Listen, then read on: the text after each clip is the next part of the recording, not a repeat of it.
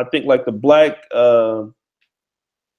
History TV channel on YouTube. Is actually he was the person that built it. I don't know if you've heard of that one. Okay, cool. Yeah, he's gonna come on a little bit later after Brother Sanchez gives his, talk on the flat earth for a minute, and then what we're gonna go into after that talk, and we kind of started, and Brother Sanchez kind of hit on it already. How can one, if white people come from black people, then how can one say that, if you date a white person or non-black person, that you're not pro-black, because they all come from black people, which was a great argument, hard to debunk. I got some good points. We'll talk about that a little bit later, but we'll let him run with the flat earth, and however you feel about it. I'm gonna pretty much be out of the flat. That talk I don't know anything about. I think maybe you and him can speak more to that, and this guy Howard will come on a little bit later. But let's let Brother Sanchez start it off. And BGS, if you know somebody, like I said, I'll just be moderating it. I don't know shit about flat earth. I don't know. Well, people say flat earth. I don't know. When they say flat earth, there's several versions. There's only one version that I really know of. So unless he has a different perspective of something that I've never heard of, a different idea. So I have to hear what his idea about flat earth is, because when you get into esoteric science, then people have different ideas or different perspectives of what they mean. So you have to actually listen to their arguments. Okay. So, Brother Sanchez, you want to start it off, right?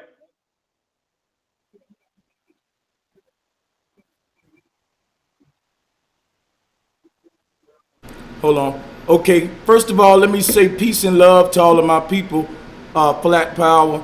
And to you guys over here, I just want to say this for starters, that thanks for having me, my brothers. One thing about flat earth, I'm going to say off back to keep it simple. Oh, let me start it, dude. I haven't started mine yet. You want me to start it now? Your hangout already started? Yeah. Go ahead. Okay. Will, I can wait on you. Let me start mine. Okay, yeah, I can wait on you. Start mine, All right, you guys, welcome to the Oshay Vlogcast. I'm your host, Oshay. Today, so far, I have two distinguished guests, BGS Ipmar, the master teacher of the Black Manosphere, and the one and only Brother Sanchez, who's also streaming live at the same time. Today, we're going to learn about the flat earth from the perspective of Brother Sanchez. And then after this talk, we will be talking about, can one be pro-black while with the non-black person? Master BGS has greatly elaborated on that before. So let's start off with Brother Sanchez, and then once again Howard will also join us here very shortly. But go ahead, Brother Sanchez, and rock with it. I'm gonna just say this. There's some facts that I'm gonna say right now, and based on these facts that can be proven, which I will do here, the earth is definitely flat. There is no curvature and there is no span. That's two things that I really want to focus on and zoom in on today, that there is no curvature and no span. Also, the fact that what we call gravity is simply a theory, is not a fact, and that most of your science is just that, it's theories. So with that being said, I'm willing to answer any questions concerning the no curvature and no span. But before I turn the mic over to my brother, I just want to ask to set the stage off. If there is curvature, guys, at what height do we have to go to see it? 30,000 feet, you can see it. So that's I was hoping you would say that. And I have proof that we've been up to 100,000 feet, and that earth is flat as hell from at 100,000 feet. Now, you just said 30,000 feet. Now, I'm willing to share my screen. Yeah, I'm willing to share my screen and show you the proof of of what I'm saying here. See, the thing is this. You say at 30,000 feet you can see curvature, but none of us on this panel has ever been up 30,000 feet to prove it. We're just going by what NASA's saying. And now listen. No, you fly. If anybody's ever been on that, everybody that's ever been on a commercial jet, they've cruised at how far, how high up? You mean just a regular airplane, right? Regular commercial airplane jet. How high up do they cruise? You tell me. It varies. 35,000 feet. Well, I've been on several planes. I've been on several planes, and it's flat as a pancake. I can give you some pictures. Listen, I can show you. Well, I beg to differ. I can show and prove. I can show and prove if you want to share my screen. Now, I don't really. Let me ask you a question. I'm going to share my screen because I want to show and prove. I want to ask you a question real quick.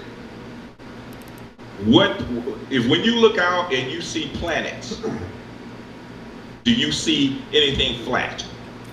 No, I don't. This is the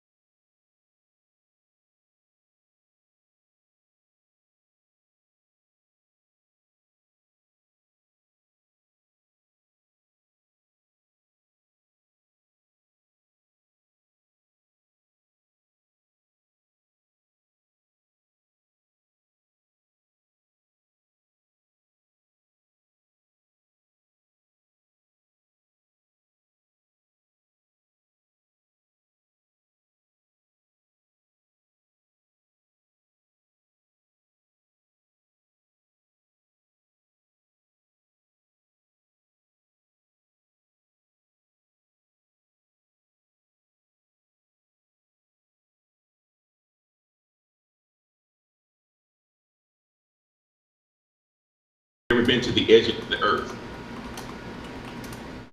I don't think this nigga been nowhere. No. Hey, yo, can y'all hear me? Yo, can y'all hear me? But I'm gonna let it. I want to hear all this argument. Hey, hold up a minute. I just check this out. Let's just let him discuss his principle. Yeah. Came back, but let's not end You can see it. The Howard series is here, but let's let him. Where did he go? Yeah, that's what I'm saying. Can y'all hear me? He went to get a sandwich. I guess he went to get proof. I guess he's not listening to my arguments. I'm talking. I want to hear his arguments though. Yeah. Let's let him actually. So what I'll do is let's let him state what he's going to actually say. Can y'all hear me? And then we can. Hold up, guys. I'm gonna have to open up another one with those guys, but we got a debate going on here, and we got a couple knucklehead globalists think they know it all. Sorry about the technical difficulties, but if you can hear me, give me a flat power in the chat room if you can hear my voice.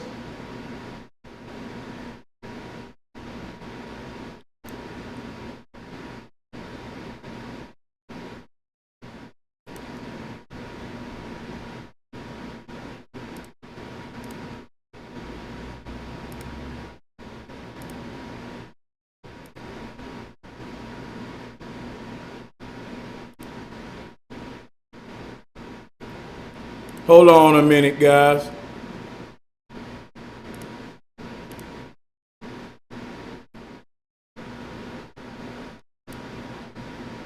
Here we go.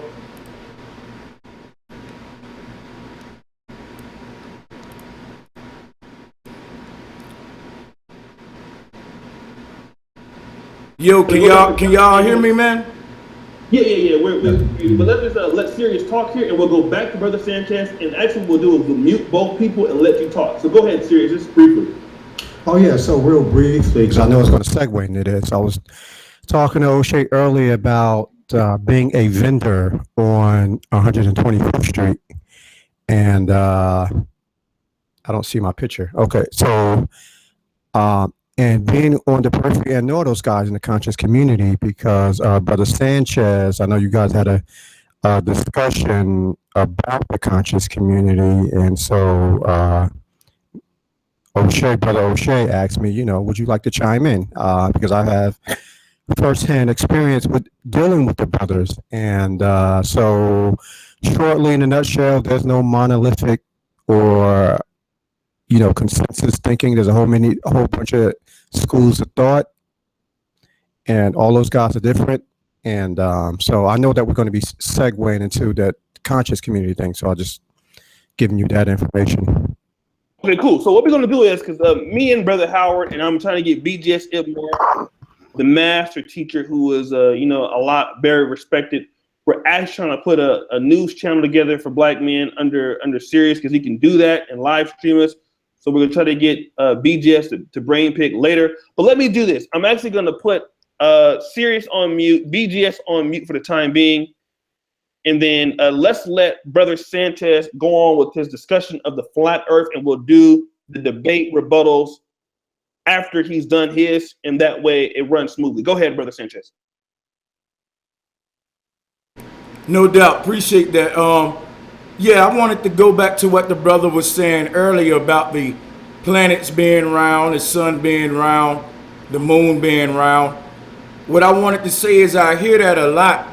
And to me, that's not science. That's where we go wrong. Like, I don't look up at puffy clouds and think I'm walking on a damn cotton ball. And I don't walk into my living room and think that the floor is shaped like the ceiling fan. You see what I'm saying? That's not science. The thing is this. Because the balls on a pool table are spherical, don't mean that the table that you're playing on is a sphere. You see what I'm saying? So we got to get out of that kind of argument and go back to real science, which is what led me into flat earth.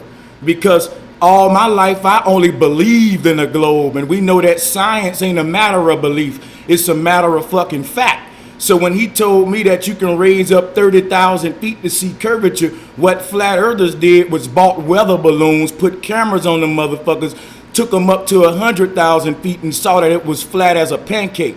Now, when you go try to find a real picture of Earth on Google or anywhere from NASA, you can't fucking find it. They're getting more than $50 million per day telling you that that's a real picture of Earth when their visual analyzer admitted that it's all Photoshop. And I can clearly prove to you that it's all Photoshop.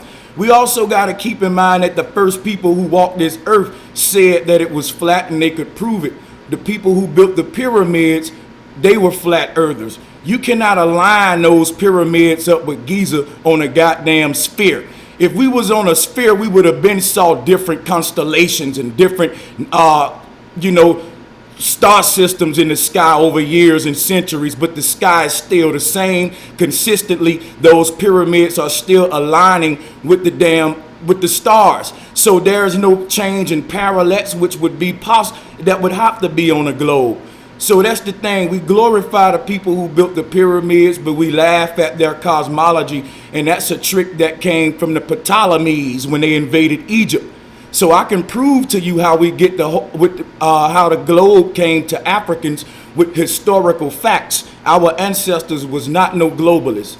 So with that being said, if you want to get to science, we can get to that no curvature in that 30,000 feet, because that's where the rubber meets the road. Okay, that's the opening statement. Let me do this, Brother Sanchez. We'll go ahead and we'll go to Master Teacher BGS Ibmore. One of the I would have to. He don't want me to say one of the undisputed kings of the manosphere, probably the one. So he's very respected. Everybody looks up to him as one of the hierarchy people. We all learn a lot from him. I know my life has been changed personally by listening to what he has to say. I've been very successful listening to him. I'm one of his students. So let's let BGS Ibmore, the master teacher, go ahead and give his presentation on the matter. BGS, if you could unmute yourself and give your rebuttal to it, and then we'll go to Brother Sirius, and we'll go back to Brother Sanchez. I mean, if we want to get to science, as he says, fucking science. If we want to get to science, it's really, really simple. If the Earth is flat and it's a flat surface, then at some point you have to have an edge. If a flat earther can go to the edge of the world, find the edge of the Earth, take a picture of it, no matter how thick or thin it is, I will believe them. Where's the picture? It's real simple. You don't have to fly a weather balloon 100,000 feet up in the air. Everybody knows that a flat surface has an edge. Where's the edge? It's really simple. It's not that hard. If you can answer me that.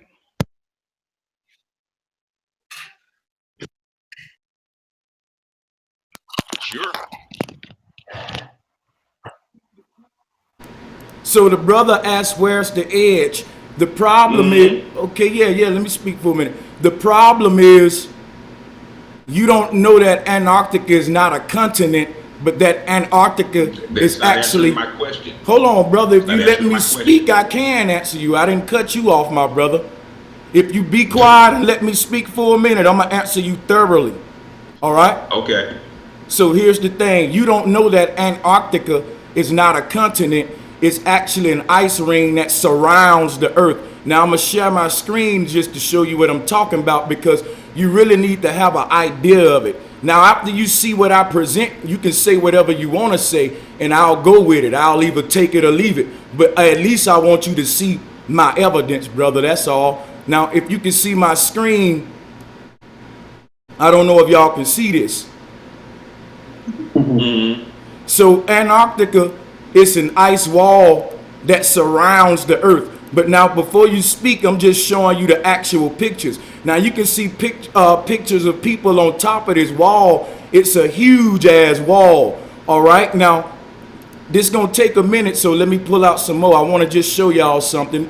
I don't know how much time you got, but just to give you a scale of how big this wall is huge. As you can see here, ships have to actually anchor ropes or ladders on top to get up there. It's 200 feet and it encloses up. So when people ask, how do you fall off of it? You can't fall off the earth. You actually have to climb up on the edge. So just to give you an idea of what the earth looked like. Now, with that being said, I'm going to show you some ancient maps of what the ancestors said the earth looked like. Here is one right here. So in the middle, you can see our 7 continents with the sun and moon. And you can see this ice ring that I'm telling you about. Now, beyond that ice ring, if you step up on that and start walking outward, eventually you will reach another ocean. The ancestors said that it's other lands beyond that ocean. That's where the Atlantis concepts and all of this missing land shit come from. So also, if you look on this second ring, you can see another sun and moon over there. And guess what? Sometimes we see 2 suns in our sky. Now, guess what? According to the ancestors, our sun is not a big burning ball of fire that's 93 million miles away. It's simply a light orb. It's a pure light source that's only about 3,000 to 5,000 miles away, and we can get into that later. Basically, just want to give y'all some geography of flat earth, because when you ask about an edge, this is what you got to understand. In front of your face, what you're seeing is ancient maps. So here's the thing, what we got to realize. Masons call themselves traveling men. When Christopher Columbus and all of them went around the so-called earth, they had the ancient flat earth maps. Even the Ptolemies. At some point, they gave us the globe to hide extra land and seal off this ice wall. They got a whole treaty called the Antarctic Treaty. Nobody can go beyond this thing. So what are they hiding? Why can't nobody go beyond it? And if you want to get into the no curvature, no spin, we can do that too. But I just wanted to give him an idea that there's no there's no recorded ends to the earth, and that's a fact. And there's also diaries of captains who said that they sailed along this ice wall. Captain Cook was one of them. He sailed for 60,000 miles along the Antarctic coastline, never once finding an inlet or a path through or beyond the massive glacial wall. You could do your research on that. That's facts. So you couldn't sail 60,000 miles on a spherical earth, all right, along an ice wall like this brother said, because they said that the earth is only 24,000 miles in diameter. So there's no way he could make this trip on a globe. All right, let me do this. So we're going to let Master Itmore respond. Then we're going to go to Sirius. while we're in here, thank you for everybody that's in the listening to this the debate. We have a very well minded, very smart, articulate black man that's speaking on some high power shit that even I don't know what the hell is going on, which is why I'm quiet as shit. So, like I said, Master Ibmore is way more brighter than me. I think Brother Sanchez definitely knows more about this than I do. Let's do this, you guys. We have 88 people in the chat watching. I know Brother Sanchez has a stream going. Let's like the video on this particular stream. If you're on my channel or Brother Sanchez's channel, please support both channels by liking the video. Okay? What I'm going to do right now, for the sake of the debate, is I'm going to mute Sanchez and let Master Teacher Ibmore respond. Okay, and then we will then go ahead and then let Sirius put in on this particular topic. Go ahead, Master Ibmore.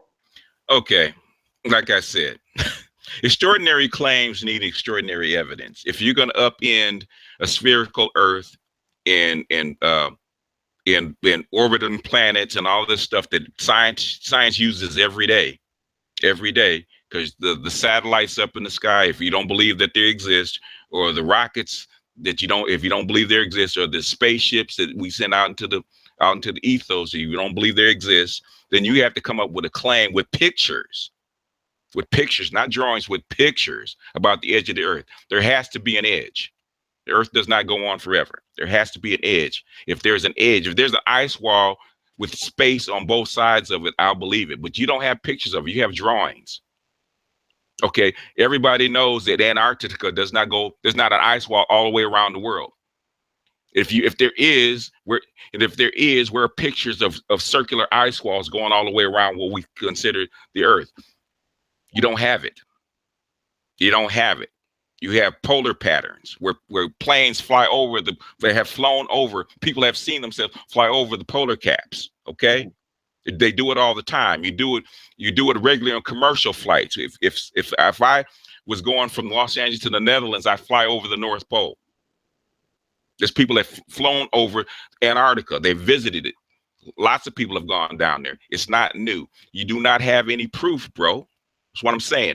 If you can come up with some proof, pictures, logical proof to upend the theory, then I'm good with it. But so far you haven't. Okay, go ahead. So let me go from Master Ibmore to both of you guys have good points. I don't know really what to believe because both of you guys make good points. So let's go to Sirius here and let him weigh on it, and take yourself off of mute, Sirius.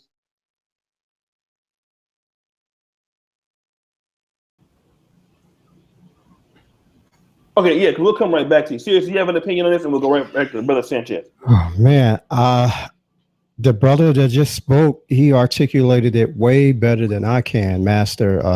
I'm sorry, Ibmore. I'm at a loss to his name, Master Idmore. This shit sounds crazy as cat shit. First of all, are you saying that there's a conspiracy of silence of all the naval forces in the world, that there's an ice sheath that surrounds us, which is blocking us from falling off the edge? Is that what you're saying? And second of all, and also is there a conspiracy of silence with the First Nation, who for a long period of time was our sworn enemy, the Soviet Empire? They were the first to put mankind in outer space. Are you saying that they were in cahoots with the powers that be and that they displayed to us or showed us doctored or Photoshop images of the Earth from outer space? You saying those cosmonauts were in cahoots with their sworn enemy, the United States government? So go ahead, respond to that.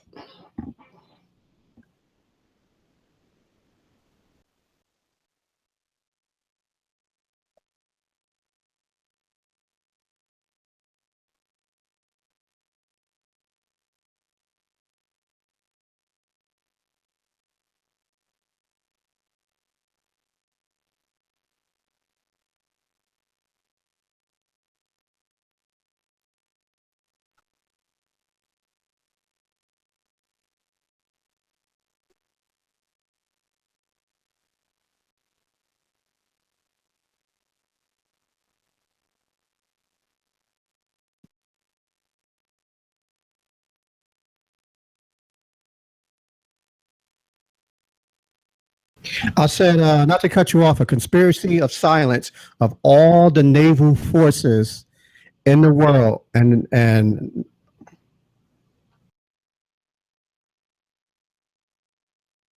Let him talk. Let him talk. Let him talk. Let him talk.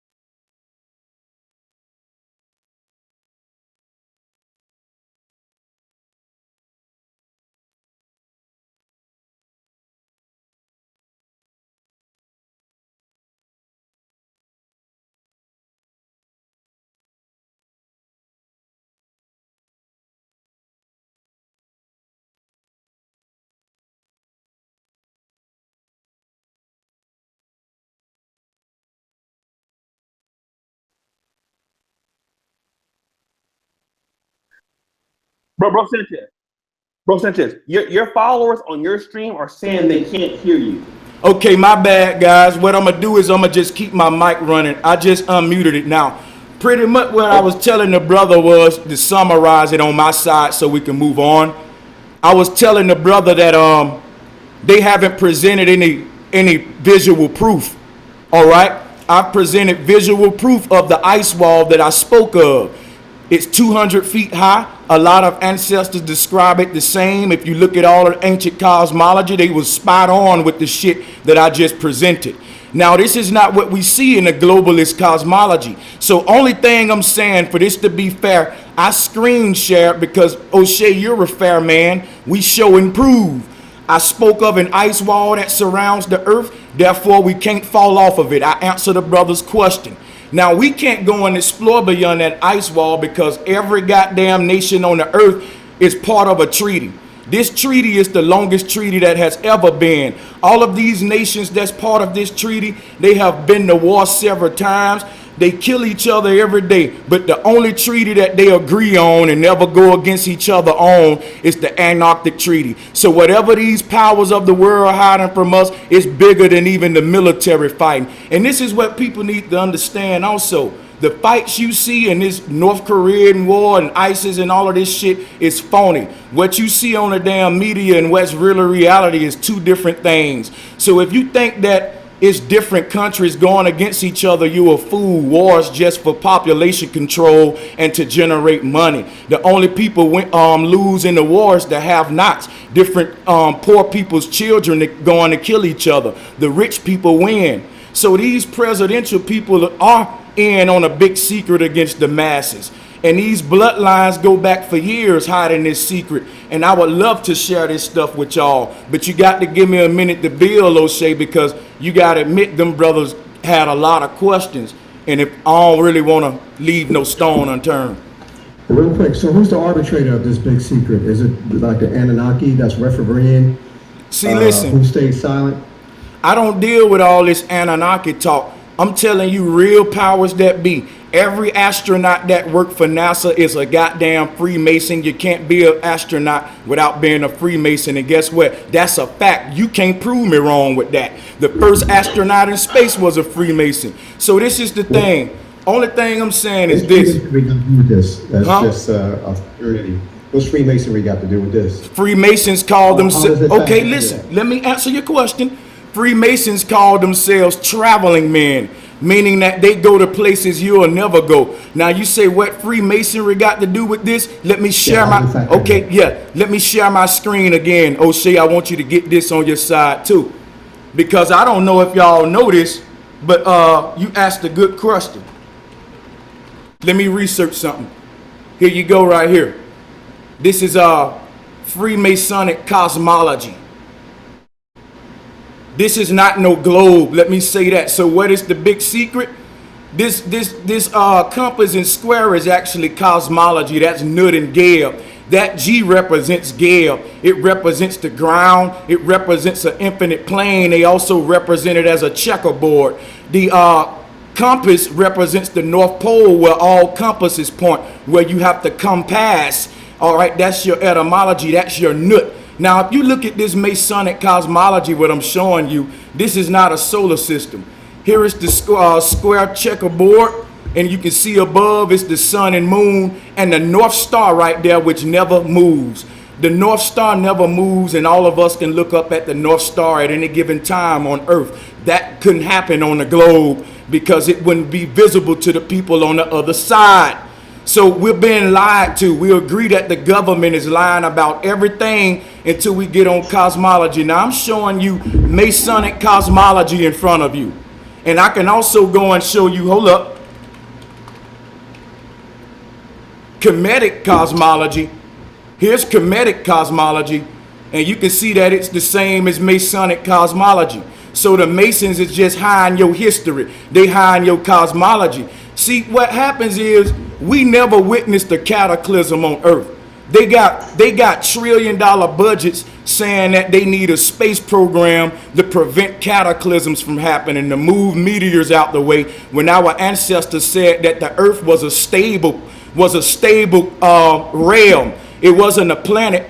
The Earth is a plane enclosed in a net. So when you say planet, you're saying plane enclosed in a net, or Nut, the sky goddess. So this is etymology can prove this too. Our ancestors' cosmology resembles Freemasonic cosmology. You better believe our ancestors had it before them. So you want to know what they're hiding? I'm showing you now. And okay. Can I ask you a question? Can I ask you a Let me question? do this now. Go ahead and ask him a question, and then after you answer, go ahead and BTS, and then you talk. Have you ever heard of a term that comes from Kemet called the precession of the equinoxes, and also the the great year, the 25,600 year cycle that we have? I'm definitely familiar. Hold on a second. Let me finish. And also the 5 different North Stars that we have in precession. Have you ever heard of those? The five different North Stars in precession. Yes. I've heard of the precession of the equinox, but I gotta admit the 5 different North Stars is new to me. Please explain. Well, then, in other words, because the rotation of the Earth wobbles, and it's at a 20. You know that you probably don't agree with it, but the Earth is at a 23 degree tilt, right? It will point to one of the different 5 stars of, North Stars of so in other words, Polaris, the one we point at now, will not be the same one that we point to. And they say in 1,500 years, you're going to point to a different stars. You have 5 different North Stars that are up there that you point to because of the tilt, because of the precession of the equinoxes. It's an astronomical fact, and it's been that they have been charting the precession of equinoxes and this North Star pattern for basically 100,000 years. It's not new, and the Comedians or the Nile Valley civilizations have pointed that out forever. So how do you explain that? Okay, let me do this before you go into explain. Okay. Yeah, go ahead. Before we go back, great show. Everybody's enjoying this shit. This is much better than what I fucking thought it was going to be. Let's do this. If you're on each stream, Brother Sanchez is streaming right now. Like the video on Brother Sanchez's stream, you guys. Don't just be in his chat without liking it. If you're in this chat, please, if you're in my room, like the video. What we're gonna do is, and also, brother, Hold up. brother Oshay. Hold up, brother. Now, Let me deal with what you said at first, man. No, because I'm asking, I'm already you're gonna lose my train of thought. Brother, hold on a second. What I'm saying is, normally when we have a meeting like this or a group meeting like this in the committee, basically in the black, pro-black, what everybody does is donate. They donate to the room because you're getting a lesson, you're getting a lecture, you're getting knowledge. So for Oshay people that actually listen to you, this is something you wouldn't normally hear anyplace else, this particular argument. So please donate to Brother Oshay in the super chat. That's what I was going to say. Now, brother, you can continue. Okay, I'm sorry about that. Sanchez, I'm about to actually make a donation to you. So that's what he's trying to say. He's trying to help you out, all right? Oh, so yeah. So let me do this. I'm going to actually go donate into Brother Sanchez super chat. Thank you for coming on here, and I'm going to do the same thing in BBS tonight. So Sanchez, go ahead with your argument. I'm going to get my wallet and come back, okay? All right. Hey, much love. Appreciate that, Oshay, man. I'm going to do the same. I just want to say I don't want to really get into an argument with any of you brothers on the panel. If anything, I want to send you away doing some research that you have not done. Now, one thing we have to admit, Eli, is so far we've only said our different beliefs. The stuff you're telling me that scientists doing, you got to understand that these the same scientists that's putting poison in your water. These the same scientists that's genetically modifying your food. I'm not a fool. Hold up, let me finish, man. I'm not a fool for having distrust in my government miseducation, I must say. So what I'm saying is this. There's a different kind of scientist between me and most people. Most people, they're not scientists. They're believers of scientists.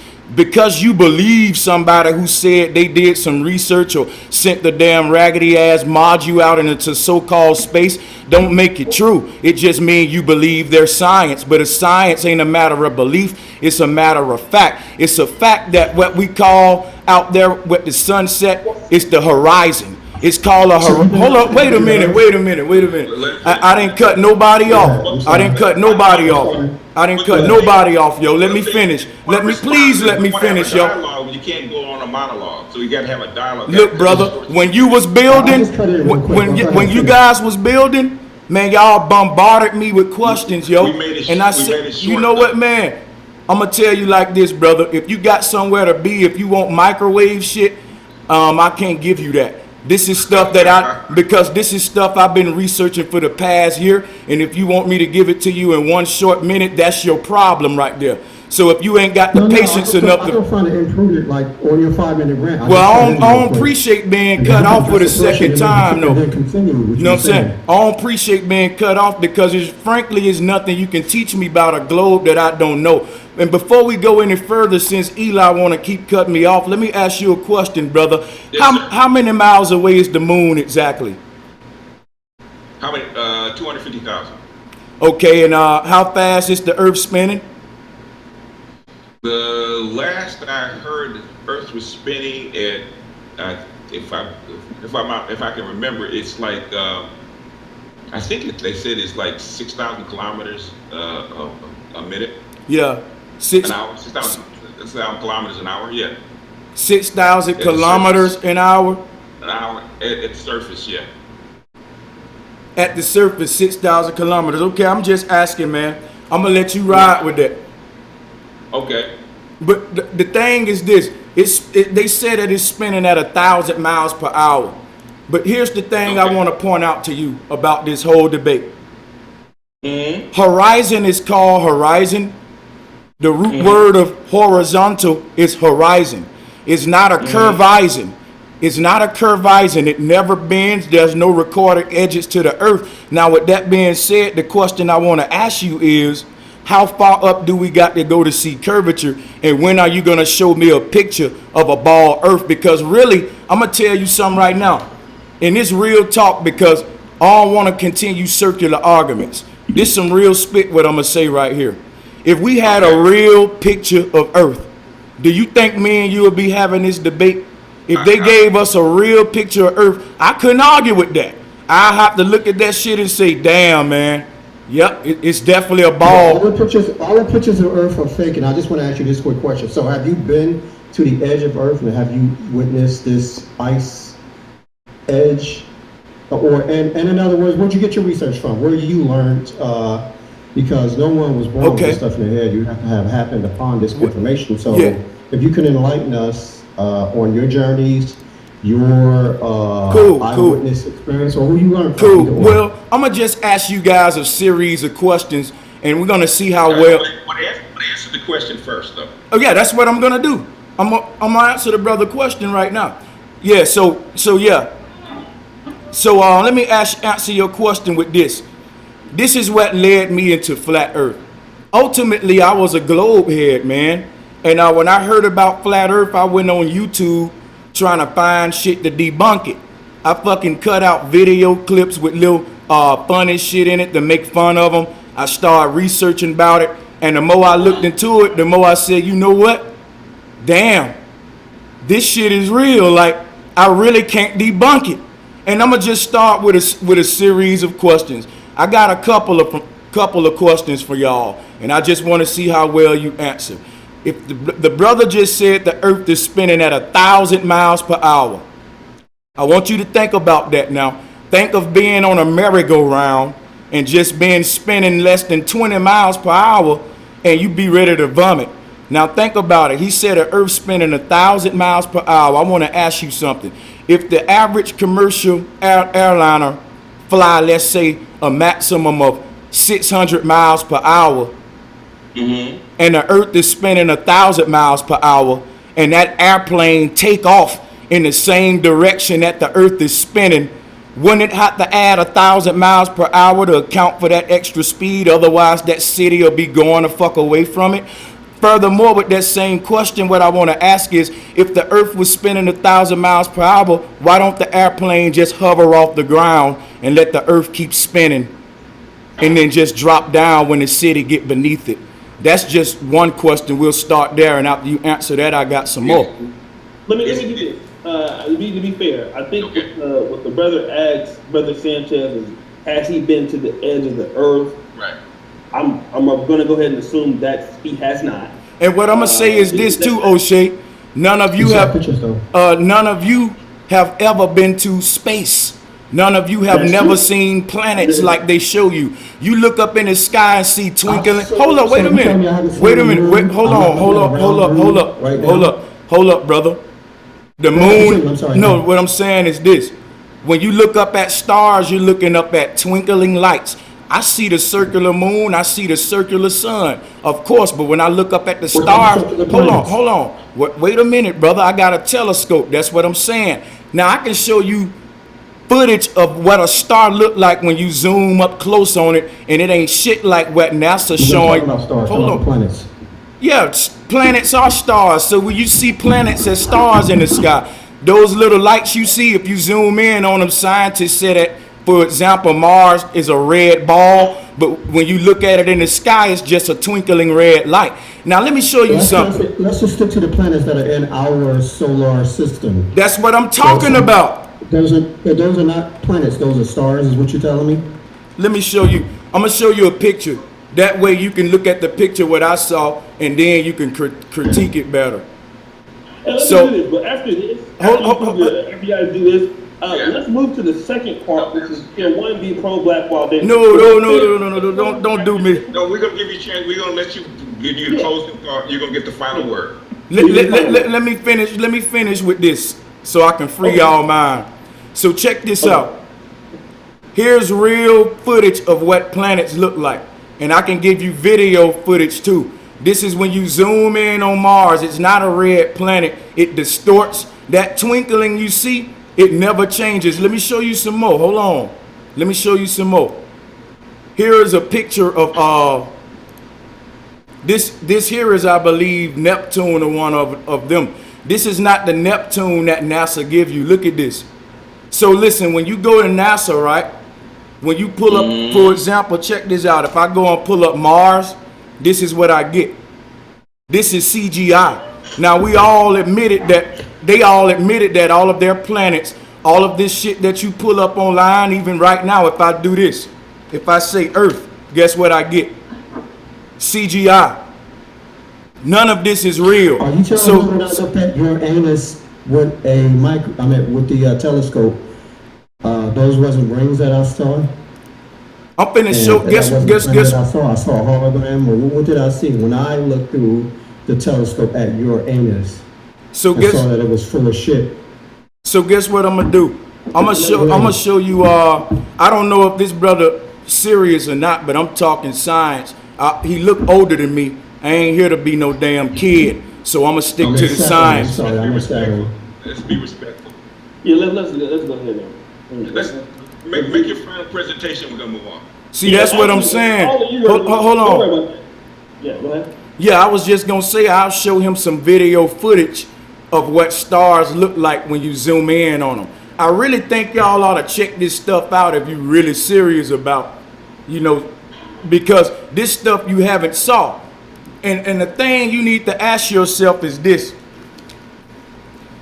If the shit you Googling from NASA, which is the Earth and all of these planets is not real pictures, they CGI, and I'm showing you video footage right now and it's loading. I'm about to share my screen. I'm finna show you what real stars look like when you zoom in on them.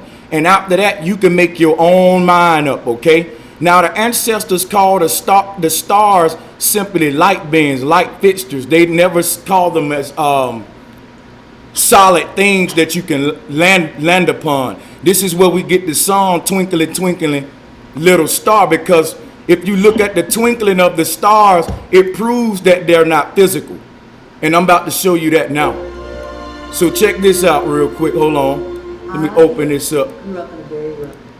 I don't want to play the music because I don't want you to get a copyright strike. So we're going to mute it.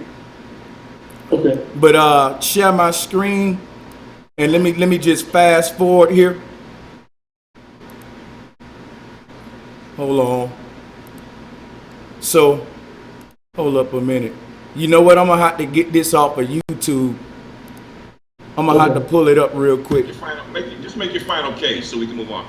And once he does that, actually all of you, I think, will be on the same side against me. I'm going to jump into this shit. So and actually, bro, Sanchez, we can come back again. After I show him this, then I'm through with it. I'm going to just show him this about the stars. We'll start the second one and I'm playing it.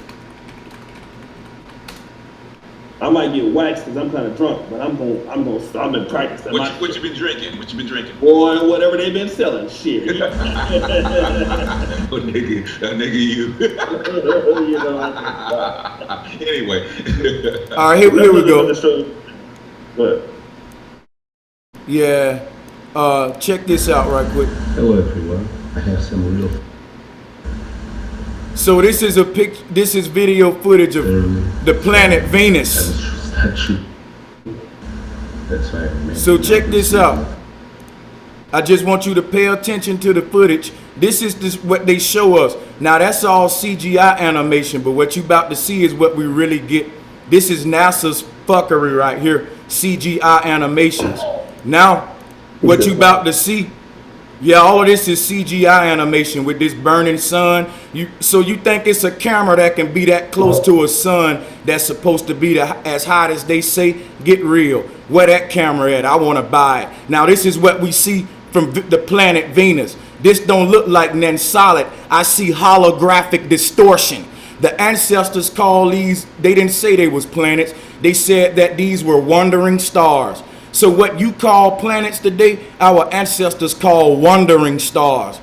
The earth is a plane enclosed in a net. And again, if you want to see some more of this examples of how the cosmology look, I can show you that. I can also show you some more footage of different planets and how they distort.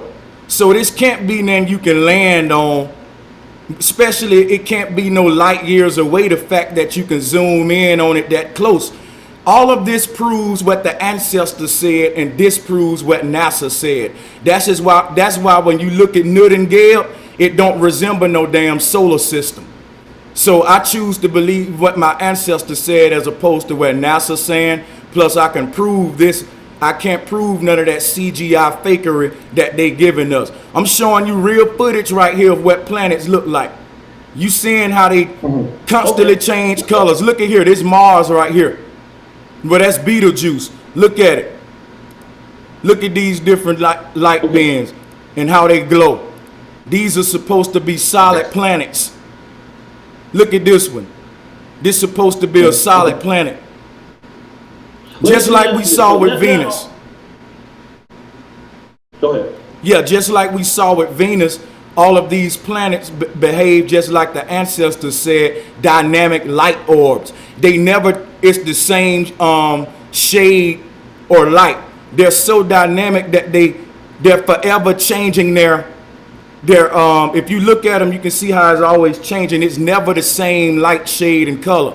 So these things are more magical than what science teaching us, because if you Google a planet, it's not going to look like this. But I'm going to fall back because I know y'all want to move on. Yeah, so here's the thing. I've actually been enlightened by all the panel. I'm not at any change decision, but everybody said this debate is fire. People like it. People are entertained on both sides. So I thank Brother Sanchez for sharing his light. The master teacher is nothing he don't know. He's a walking encyclopedia. Serious, some really good questions. I want to move into the debate that of me and Brother Sanchez. This is my first time actually debating or getting involved in the debate or sharing my opinion live, where people can actually rebuttal me. I'm going to take we'll talk about this opinion. Can one be pro-black marry a non-black person? I'd like to start it off, and then you guys can kind of jump in, but I just want to say this very quickly. Brother Sanchez makes a point that if all black people come, if all races stem from black people, then if a black person mates with a non-black person, that black person cannot say that's racist, because all people come from black folk. Master Teacher Ibmore says that one can be pro-black based off their body of work. Meaning that if that person is married to a white person, but if they have a body of work in academia, in writing books, in activism, doesn't matter who they marry, that person is pro-black. I am under a different premonition, and I won't be very long, I'll be very, very short. Here's my position. If you tell me that all black people come, or all non-black folks come from black people, if that's true, I don't give a fuck if it's true or not, but let's assume that you're right. The fact that those people don't look at you as being a part of you, and those people look at you as less than, that's what I'm dealing with.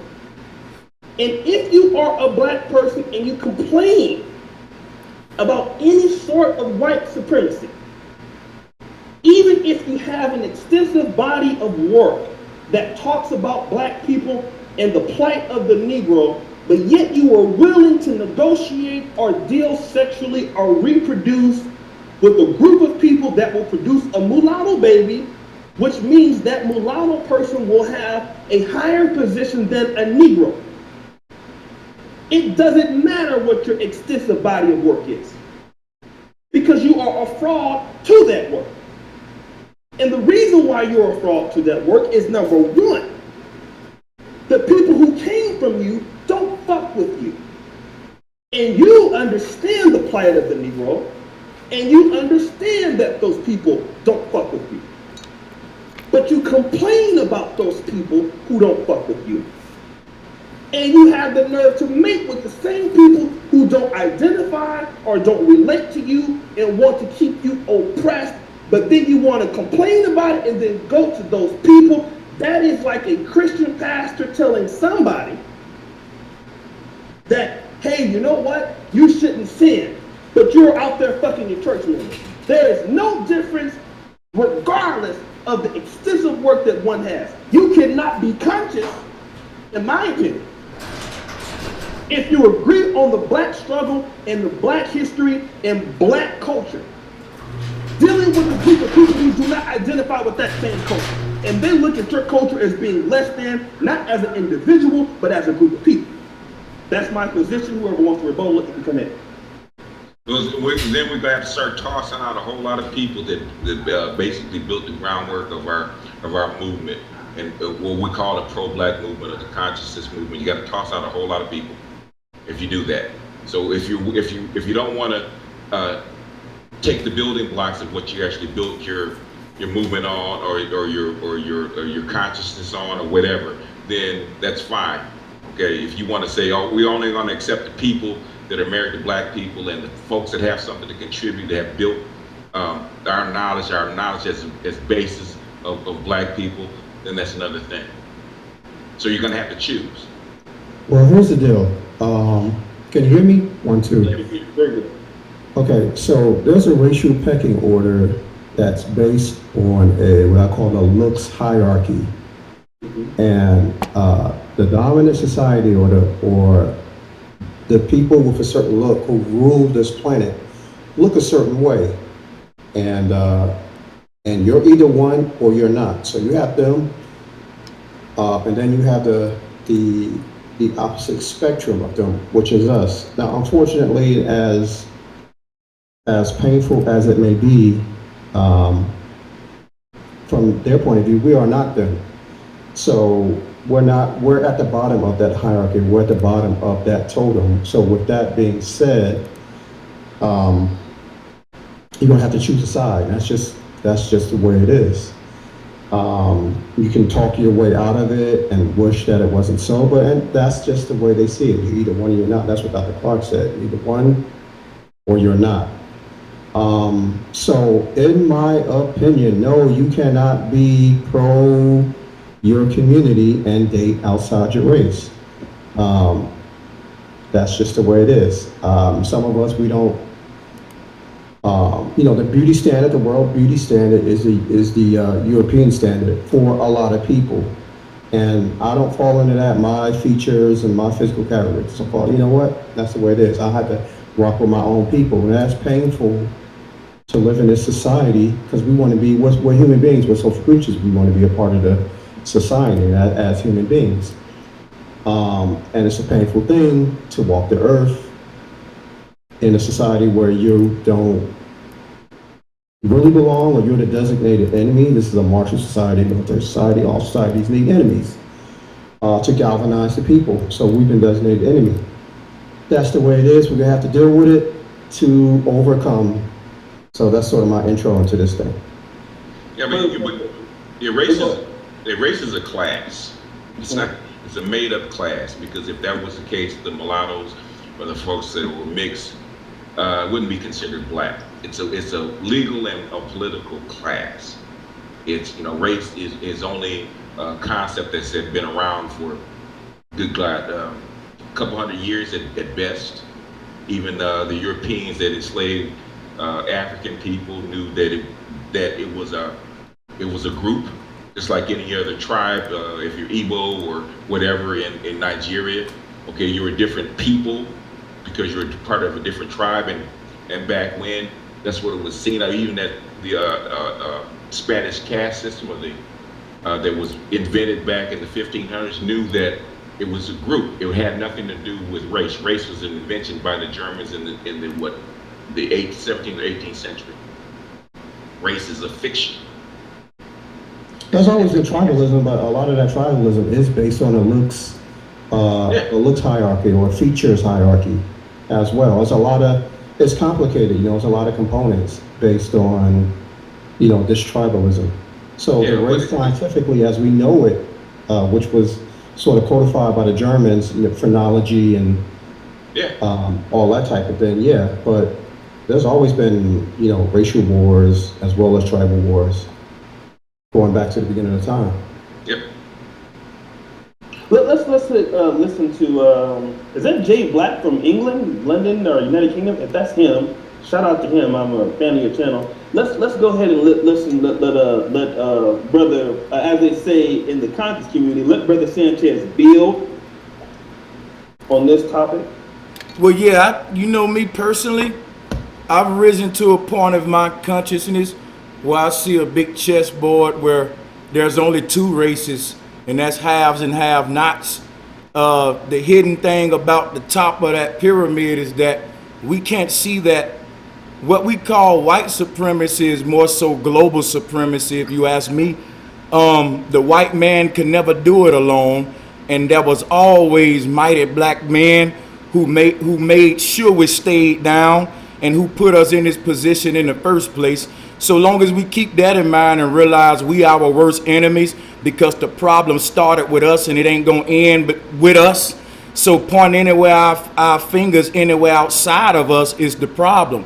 Because again, like I said, if you got these big black secret societies and boule members like Steve Coakley taught about, and a lot of the great teachers taught about, all of these big black masons, they there to make sure you never get to where you're supposed to be. So I'm not just blind enough to say white man, because chances are you'll never get to that white man, because that black man is like that fence right there, and he gonna make sure he protect massa. So we blind about who really in our communities making shit the way it is, because there's a whole area of black men who exist in power before you even make it to those white men. So research Steve Coakley, guys.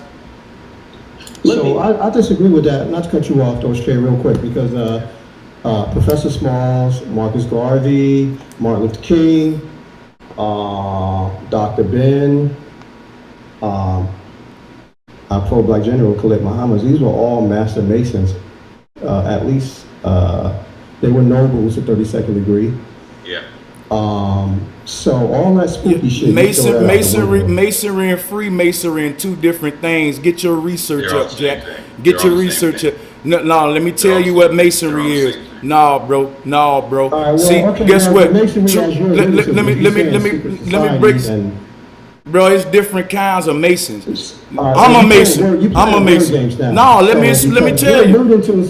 I'm not playing no damn word games. I'm telling you some real talk. Hey, let's be simple here.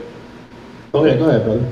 Only thing I'm saying is this: big black secret societies and big ass black organizations exist. I can pull up videos right now and show you black news reporters that's crisis actors faking shit in the news. All of these folks connected with the big Jewish media companies. So these rappers and shit are sellouts too. Don't nobody get a pass with me. So when you say we unite with all black people, it's a group of black people that don't want to unite with you. It's the rich, man. That's what you got to understand. The rich people respect the rich. They got something coming that you and Bubba ain't got in common, and that's riches. They don't give a fuck if Ray say black power and Bubba say white power. They gonna spray both of your ass with goddamn chemtrails and poison both of your water and vaccinate both of your damn children. That's what I'm saying. So the rich is all I see is haves and have-nots, man. I see a group of goddamn powerful families of all colors suppressing a group of poor people of all colors. It's poor people of all races, rich people of all races. That's just the facts. Let me talk about this real quick. Make good points. BGS makes a good point. I don't talk a lot. I say what I have to say. I get to it. I recently came from Africa, and you say there's not really race because you've raised to a level of consciousness, and what you have noticed is the haves and the have-nots. I'm glad you said that, because you don't see race but poor and rich. But if we are to look at statistic numbers, when we're talking about who is poor and who is rich in the United States, in Europe, even in the black continent, what you're really saying, without saying it, is you have the haves who are usually white. The have-nots are most notably always black. See, now you talk about these buffer Negroes or these Negroes in the community. I make many videos about this. No doubt we talk about this all the time. But what you don't want to talk about is the system that has put those niggas in the place. Can I say something, Oshay? Let me just say this. Let me just finish real quick. I'm going to let you talk. Trust me, I will. This is what we got to talk about here. And because if you admit that you have to have a buyer or a seller, if niggas sold niggas into slavery, which they did, you got it, or supposedly you got to have a buyer and a seller. But the thing about it is the buyer who is white people. And if every black person agrees you have white supremacy, you have white systems. Well, those white supremacists set up black people in the Congo to police other blacks. So I mean, you have white countries, colonies, let me finish, white colonies right now, back in colonialism Africa, that had black prime ministers that were rich and wealthy and the elite. The thing about it is we're still talking about a white or black thing. And there's no way you can get around that because who runs the world? If you want to say the Jews run the world, let's talk about the Jews. Because what we're talking about is white Jews or German Jews or Ashkenazi Jews. See, we cannot get around white and black people. We can't get around that fuckery. And at the end of the day, if you complain about the rich against the have and have-nots, you still dealing with white and black. Ain't no fucking way you're getting around it. Because look at Africa and you look at Europe and look at any place that white people dominate and where they live and where niggas live at, it's a big fucking difference. And can't nobody on this fucking panel tell me no difference. Go ahead. So let me say this right here. Only thing I want to say, because y'all kind of like going in on me before I can deal with all of your points. I ain't debating you. I'm telling you how it is with me. So here's the thing right here, bro. When I say haves versus have-nots, I'm saying the average black person will go out and come on these rants like we do often, and we'll get all on the TV and get excited about the news, who promoting the race division and all that.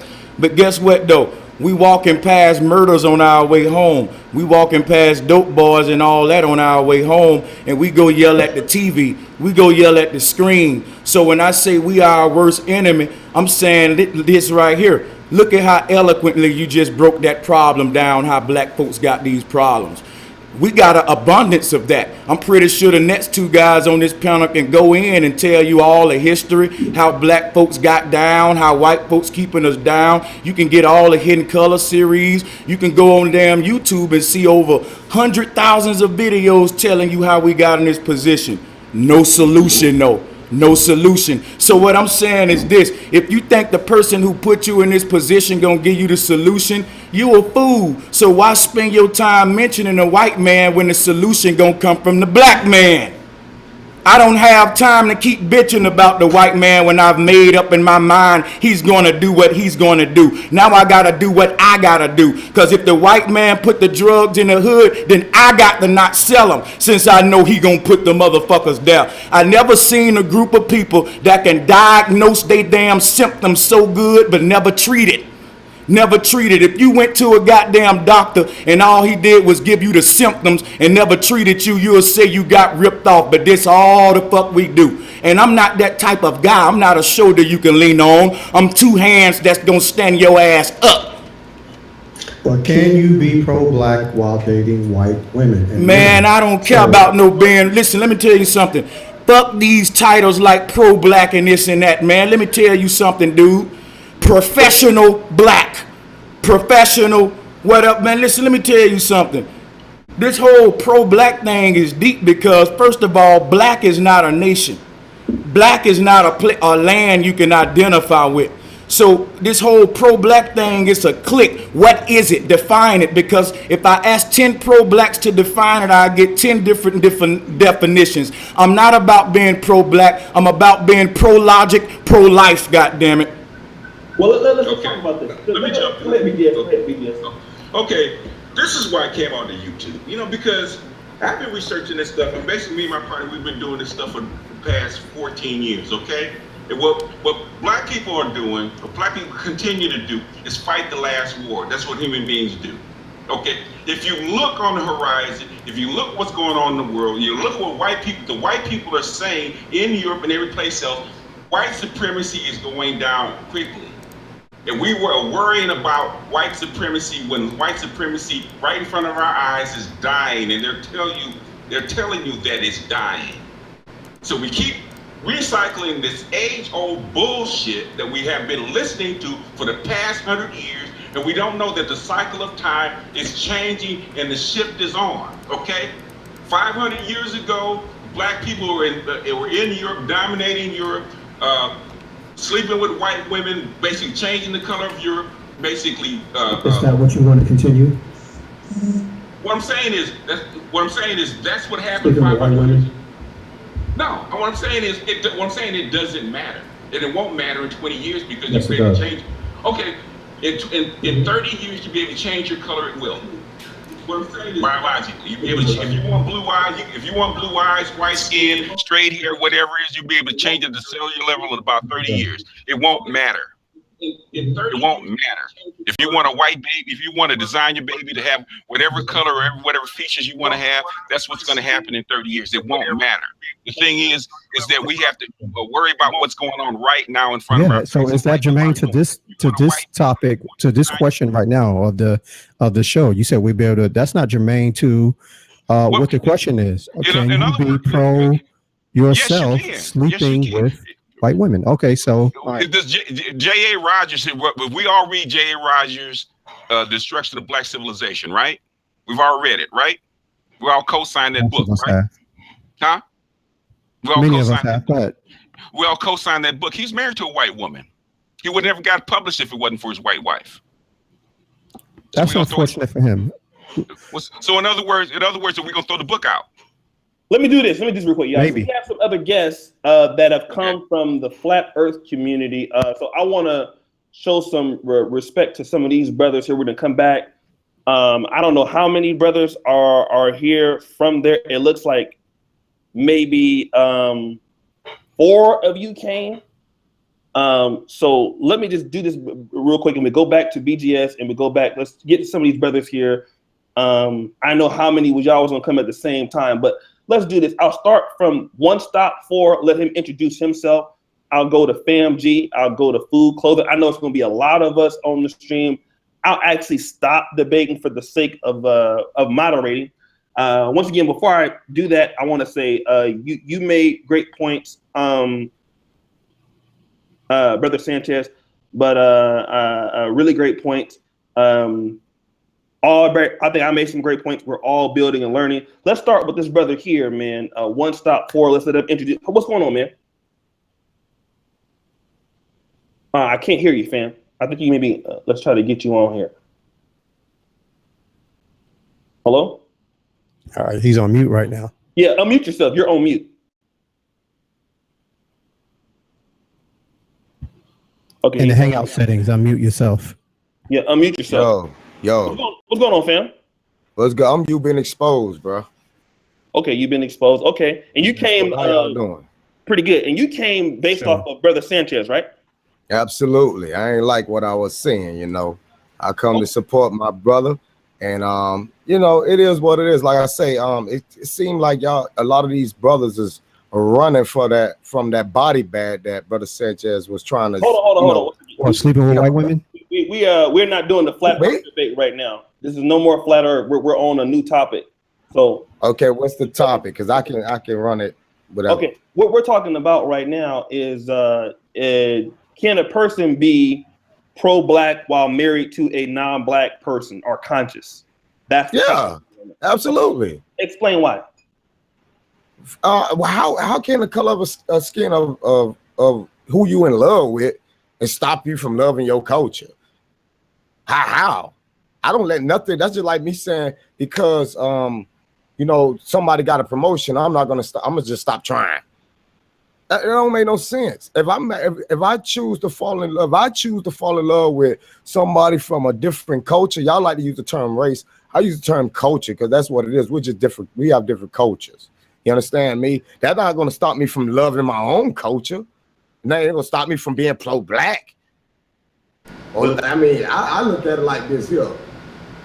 If we was different races, first and foremost, we won't be able to reproduce with them. That's just common fucking sense. Excuse my French. If they're supposed to be so much of a different race from us, because there's no other, you don't see dolphins having babies from goats and shit. If they're supposed to be a different race, because somebody please explain to me why can't we reproduce with them? And vice versa. So I don't like having I don't like that label shit. That's just another way to divide the human race and focus on dumb shit. We supposed to be out there trying to focus on the people that's oppressing all of us. Like the brother said earlier, and that's the same thing I be trying to put out there. I don't give a damn what culture you belong to. When you eat that food, it got GMOs in it. When you drinking that water, it got fluoride in it. I don't see black people running around talking about we the only ones eating poison and drinking poison. They're poisoning everybody, man. These 1%ers or these elites, they the ones that control everything and they don't give a damn. As a matter of fact, I have to constantly tell my culture that we got people at the top too that are black. You think that it's only one race that's running all this? That's how I know my culture need to wake the fuck up, because it ain't one race that's running all this, man. Y'all about to wake up and really. I see you saying it's not that bad. The thing is that, okay, so this is a military society. I want to hear y'all blame our black people too. That's fucking us too then. Stop telling. I don't want to hear that shit about white men this and white men that. But the blacks that's at the top, y'all let them get a pass. Y'all niggas done got soft, man. That's the problem. Okay, let the brother get in. Go ahead. Let me go ahead and do this. Let me, serious, I'm gonna come back to you. Thank you, One Stop. I'm gonna go to this brother, Fam G. Let him weigh in. I know we got a lot of brothers with a lot to say. I'm gonna fall back. No problem. Yeah. So let's let Fam G rock.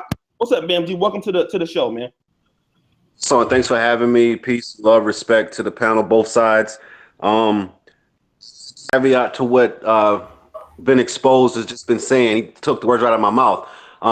Have no problem with the black conscious community. Y'all my brothers and sisters as well. Actually, that's where I started from. What I don't like, or what I see, is the main tool that's used is the ethnicity, the diversity between us when we're all human.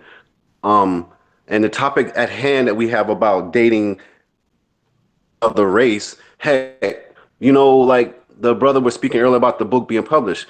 I mean, if the top sees us networking and coming together and strategizing to get ahead as a whole, what more better tool than they have than to keep us deliberating on these little bullshit topics, excuse my French, about race. And when we need to be getting ahead and trying to teach each other and expose the fucking buffoonery that's going on, that's keeping us in this state of reality that we live in. So, I mean, yeah, we have to be open-minded and we have to get past it and take our biases and push them to the side and learn together and then come together, because I guarantee you we all have something as far as knowledge associated with each other. We might just not have all the same chapters in the same book, but we all have something in different chapters that we can all relate and connect and move forward together. You know what I mean? Okay, cool, man. I'm gonna come back to you. This is what I want to say. I'm out of the debate for right now, but I don't know. I'm going to my third year in medical school. This is what I know. The brother made a good point and said that everybody's being poisoned. But there's a saying that goes around: when white people get the sniffles, black people get pneumonia. Okay? This is what I mean. White person, let's say for cervical cancer, for example, any woman can get it. Black women in general are more prone to get it. Most diseases that are cancerous or that can kill you, black people are more prone to get it. If there's anything that affects white people, black people are more prone to get it. If you do not realize that, and if you do not want to accept that, then you got to understand that while there are people at the top, and if white folks get it, niggas getting it triple. That's all I got to say. Think about that, because the statistics prove it. If white people get affected by something, black folks get triply or quadruply affected by something, which means there's not the equality. So what I'm saying is, if a person wants to take a stand like Brother Sanchez, he says, I'm not pro-black. Fine. He's out of the discussion then. Right? He's saying, I'm not pro-black, I don't give a fuck. But you cannot say you're pro-black and defend that and complain about it, but then deal with people who you say are oppressing you. That's my point. Let me get to this brother right here, K-Swim1214. Let him speak on it. Go ahead and unmute yourself, brother. Welcome to the show. O'Shea, you missed the brother food clothing right there. Okay, you good. It's your show. Oh, no, it's your show. No, I didn't see it. You right. Who closed, man? What's going on, brother? How you hear me? You good? Man, I'm glad. Yeah, I hear you good, man. Glad to see you come in. Appreciate you. What's good, brother? And what I want to talk about, though, is too, when you're dealing with, we've been talking about a lot. We've been talking about a supremacy system. I don't put it as a, when you research it, you're researching as a white supremacy system. But just like Brother Sanchez said, it's not a white supremacy system. It's a supremacy system. It is the people who have the power. And power is the ability to influence others' behavior. So now we got to realize this. We give them that ability to influence our behavior, and that fuels a so-called supremacy system. Let me break this down. We say and we complain about all the things that we see inside of our communities. Well, it's not communities. We don't have communities because we have neighborhoods, because we don't control the commerce, and we really don't have unity. So we have neighborhoods. So now what I'm saying is that this, if you agree that say a supremacy system is putting you in the position you're in today. So now let's look at what fuels the supremacy system. If you say they put guns in our communities, but guess what? Who pulled the trigger? If you say that they put drugs in our community, then guess what? Who sells the drugs and who uses them? So now when we start looking at these dynamics, we control our own destiny. We give them that power to influence our behavior. And then when we get on the race term, when you get and you dig deep into race, all it is saying that a specific group of people obtain certain characteristics and attributes. So now that is true. Right now we can say Koreans survive or Koreans achieve better in a systematic education system. Is that true? They hold certain characteristics. Is it wrong for me to say black people are more athletic because they have certain attributes and characteristics? No, it's not. So that whole term racist or race, we need to get off of because it don't identify with somebody being superior or not. It just says say that these people have different and specific attributes. But we fall into a scenario where we hurt ourselves because to think about this, we talk about unity. And then now we cannot preach unity when we don't have unity in our own neighborhoods. Our own neighborhoods have to obtain unity first. So now if you are pro-black, then all your topics should be based on stuff that's affect my neighborhood and stop blaming a white man. Because if you blame the white man, then they would never, your people would never be accountable. And I would say that I would use this analogy and I'll fall back. A lot of pro-black people like to do this. We got to protect our black women. We got to protect our queens. So every time that a black woman do something ratchet, a black man will jump out in front of them and jump and get hit by that car. But what we don't understand is this. She will continue her ratchet behavior. She will continue her tendencies because she always knows somebody to be there to protect her. So now if we let her, or I'm using her as an analogy, or let the black community get away with this victimhood, they would never be accountable. And if you're never accountable, you would not understand respect. And if you don't understand respect, you would never have unity. So I say to this, if somebody wants to date outside of their race, then guess what? It is positives about that. And we can't sit here and say that that don't make him pro-black. That make him anti-black. And that's how I like to look at it. If you're pro, you're anti. So now we got to start digging ourselves in a hole with terminology that a lot of times we don't understand. We accept it. The whole term coon, we don't understand the definition of coon. We accept that. And guess what? Everybody uses it. All right, I'll fall back now, brother. Y'all disillusional. I'll let the next brother talk. Okay, let's Can he explain how I'm disillusional? Because everything I stated was just sheer facts. Let's just go to the other brother. Man, rock out, next man. Yeah, let's go to the K-Swim. Just want to sleep with white women, that's all. Man, guess what? Hey, you know what? That brother right there, man, that dude right there was wild for that, man. Like, come on, brother, we don't need to go there. We don't know each other like that. You see what he had to say? Let's keep it to the topic, and we will, stick. I have some personal feelings either way, but let's try to keep it with what we got. And serious, I'm gonna let you rebuttal. And then after you get to K-Swim, we'll go to Nick and then to Sirius. Go ahead, K-Swim. Welcome to the show, man. What's up, man? It's Dominique right here right now.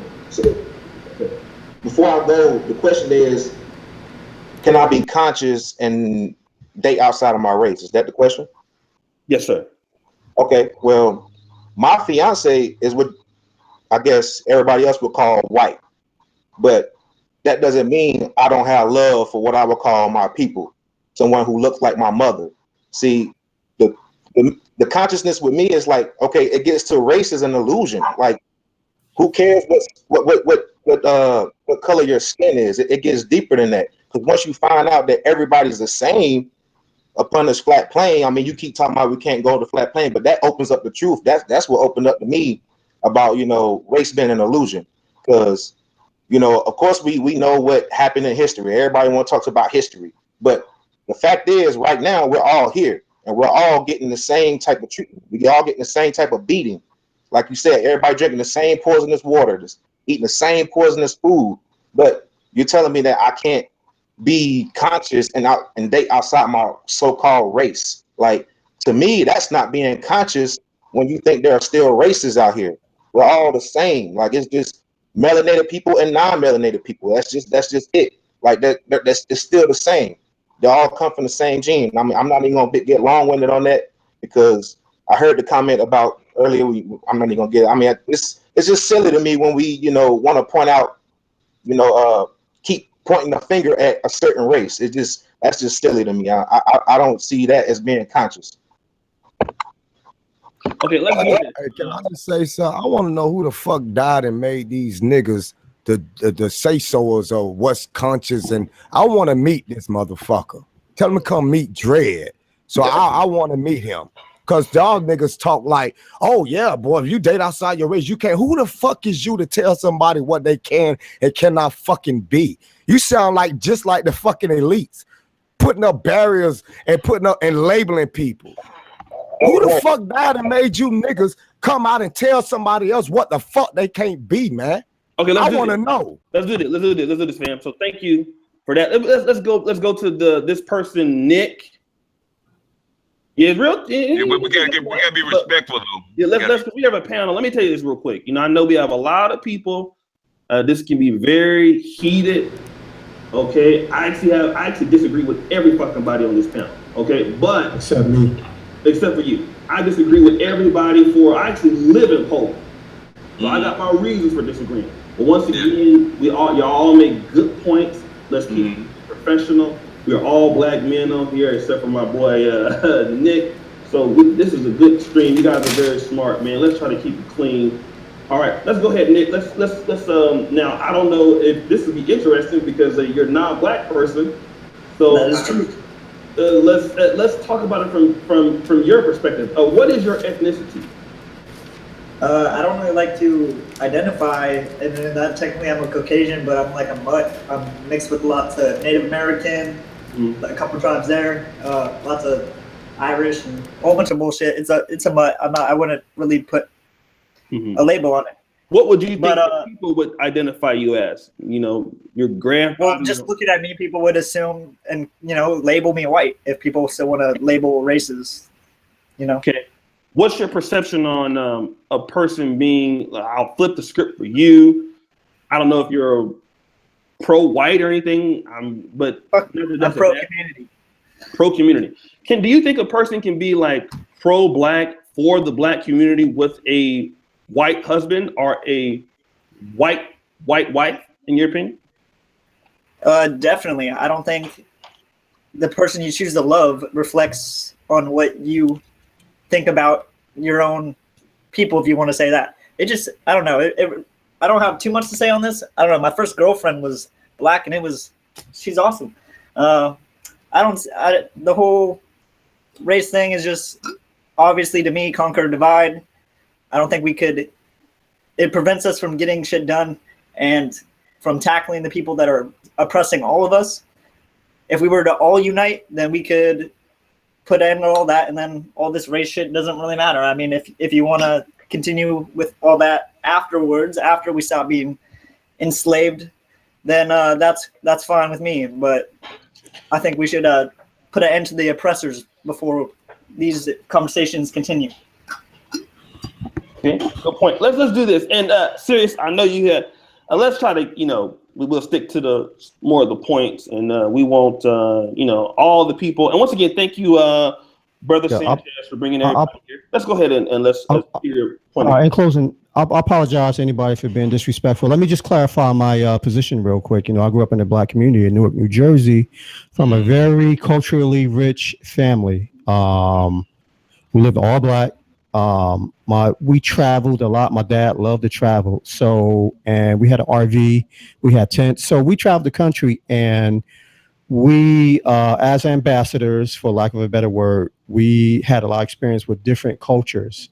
And so I never had a bad experience with white people. My dad was a blues man, which means that I was exposed to a whole bunch of different styles of music. So I can relate to, Caucasian people musically. So I just never had a bad experience with that. But we lived in a Black community, but the other races were demystified based on our travels. So fast forward to high school, as an artist, I hung out in the Lower East Side. This was late 70s, early 80s, punk rock, new wave, the birth of hip hop. And so I had a lot of friends hanging out in the Lower East Side in that culturally, artistically rich environment. But because we had a lot of pride of where we from, and I knew even then I was in another man's infrastructure, I wanted to sort of bring that type of free spirit art type shit into our community, and stuff like that. So there's a lot of aspects of the white culture that I respect, and but at the same time,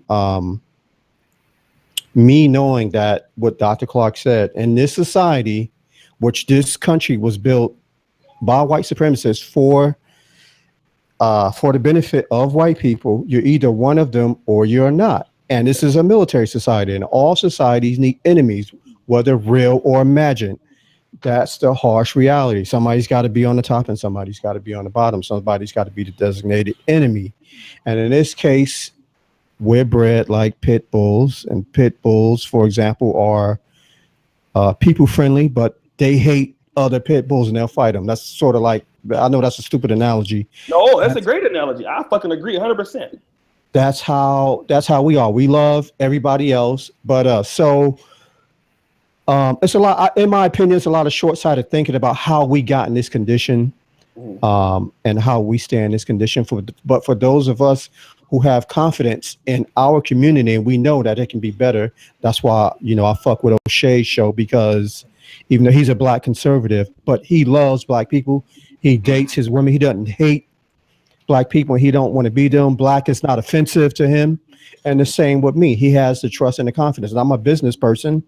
I still live in the Black community, even though I have means to live wherever I want to. And I like being around my people. But I don't have a problem with other white people, but I know what it is and I know what time it is. And I know how we got here. I know this mindset. And so a lot of us, we have different ways of addressing it and how to fix it. So that's it. That's my position. Let me, and that's a very good, man. You clarified it. When you get through, Oshay? Okay, cool. Brother, let BGS weigh in, and then we're going to go to you. Then we have Jay Miller Speaks Out from the popular channel, YouTube channel. Jay Miller Speaks Out, over 20 million channel views on there. So we got a lot of brothers in here that's heavy, hold weight on YouTube. Let's let BGS weigh in. We're going to let Brother Sanchez build, Jay Miller's build, and we're going to go back to my man right here, one stop, and we're going to go in that order. Go ahead, BGS. Yeah, I know the arguments that you can't, basically the conscious community or the pro-Black says you can't serve two masters. You can't sleep with a white woman at night and serve the Black community in the daytime. But if that was the case, we have to throw out a whole lot of babies with the bathwater and basically reconstruct Black history, the Black movement from the ground up. And to say that, I think is short-sighted. So I say that there's a whole lot of people that sleep with Black women every night and will never sleep with anything else but a Black woman and destroy our community. You have people that do good work that have white wives. So what are you going to do? So in other words, do you accept a person that's selling drugs and poisoning your community because he sleeps with a Black person, call them pro-Black, and a person that's actually on the ground working, even though they have a white spouse, working to uplift your people. So who is pro-black? Who is pro-black? Is the people who actually have shovels in their hands, wrenches in their hands, building the black community one brick at a time, or the people that just happen to be sleeping with black folks? Which one? Very good point. Very good point. I won't rebut it right now because I got to moderate, but you make a great, good point, man. I got to give you props on that. All of you, like every argument when you defend it, got holes in it. So good point. Let's go to Brother Sanchez. Hey, brother, can I say something real fast, and I'm gonna go ahead. I'm gonna follow the panel so more people can get in. Yeah, go ahead. Okay, I just want to say this. And see, I know a lot of times we here in this conscious community, we talk about a lot of blueprints. We talk about Dr. Ben. We talked about a lot of stuff that was used in the past. All right, so I want to say this about these blueprints. If we've been using these blueprints for so long and they have proven not to be effective, at what point do we say, you know what? Let's start building new blueprints. If you consider it to a builder, if he used a blueprint and instead it crashed down, do somebody else go and take that same blueprint and build it, that same house, and expect different results? Mm-hmm. So I make that point because I say, you know what? Hey, I am a black person. Mm-hmm. My kids are black. You know what I'm saying? Just like the other brother, you know what I'm saying, the disrespectful one or whatever said it wasn't. But let's look at this and let's deal with facts and reality. Mm-hmm. We got to quit building on this blueprint that hasn't worked, that will not work. And all they do when they research is they don't research, they regurgitate. Mm-hmm. So now research by definition is a systematic way to establish facts so you can come up with new conclusions. So now, if you're still using the same conclusion that the Black Panthers used, the same conclusion that Marcus Garvey used at a different time, and you already proved that this blueprint hasn't worked, and you continue to use it, and it still hasn't worked, at what point do we become stagnated? At what point do we say to ourselves, you know what? Let me use that blueprint and refine it or something, but you cannot use the same blueprint. That's why we're in the predicament we're in today, and we easily blame white people. Okay, let me do this. And I say this too, and I fall back. Yeah, now my brother, soon as my brother came up, I can't think of his name, the white guy. Mm-hmm. Nick. Soon as he came up, I saw a lot of people's faces frown. Now I'm gonna make this statement here. Like I said about race, it's characteristics and attributes. If she started breathing out of her neck, then that's something different. But when I'm basing on characteristics and attributes, that is the only difference between me and her. Even if I say to myself that, hey, I still choose to date black, which I do. But I know this, the blueprint that I've been given from Dr. Ben, Dr. Clark, Marcus Garvey, it will not work today. And I would not continue to build that. Okay, let me stop. Good point. Let me do this before the BGS. I wanted to try to rebuttal just real quick and go to Brother Sanchez. What you're saying is, well, in the situation, what would happen if we have a black person who's in the community selling drugs, or a white person that's building the black community? Now, when you put it to those two terms, okay, well, it's very easy for a person to look at that argument and say, I'd rather have the white person, who is black person who's married to the white person who's building the black community. But once again, that's almost like me saying, would you rather have the Datsun or the Corvette? People are going to take the Corvette, but let's deal in reality here. And everybody on this panel knows this. Mm-hmm. Many black people who deal with white people, you can say you love black people. Mm-hmm. You can say you care about black people, but the people who are building the black, I'm gonna take a risk out on here. Many people who intermarry with other races are what I would consider integrationists, meaning that they want to get the fuck out of the black community and get the far as fuck from it as they can because it's dysfunctional. Now, this typically happens when you ask a person, where do you want to live? Do you want to live in the black community? Whether it be because the black community is not just poor, the black community is multifaceted. You have middle-class blacks, you have upper-class blacks. If you ask black people, where would you want to live? In a white community or a black community?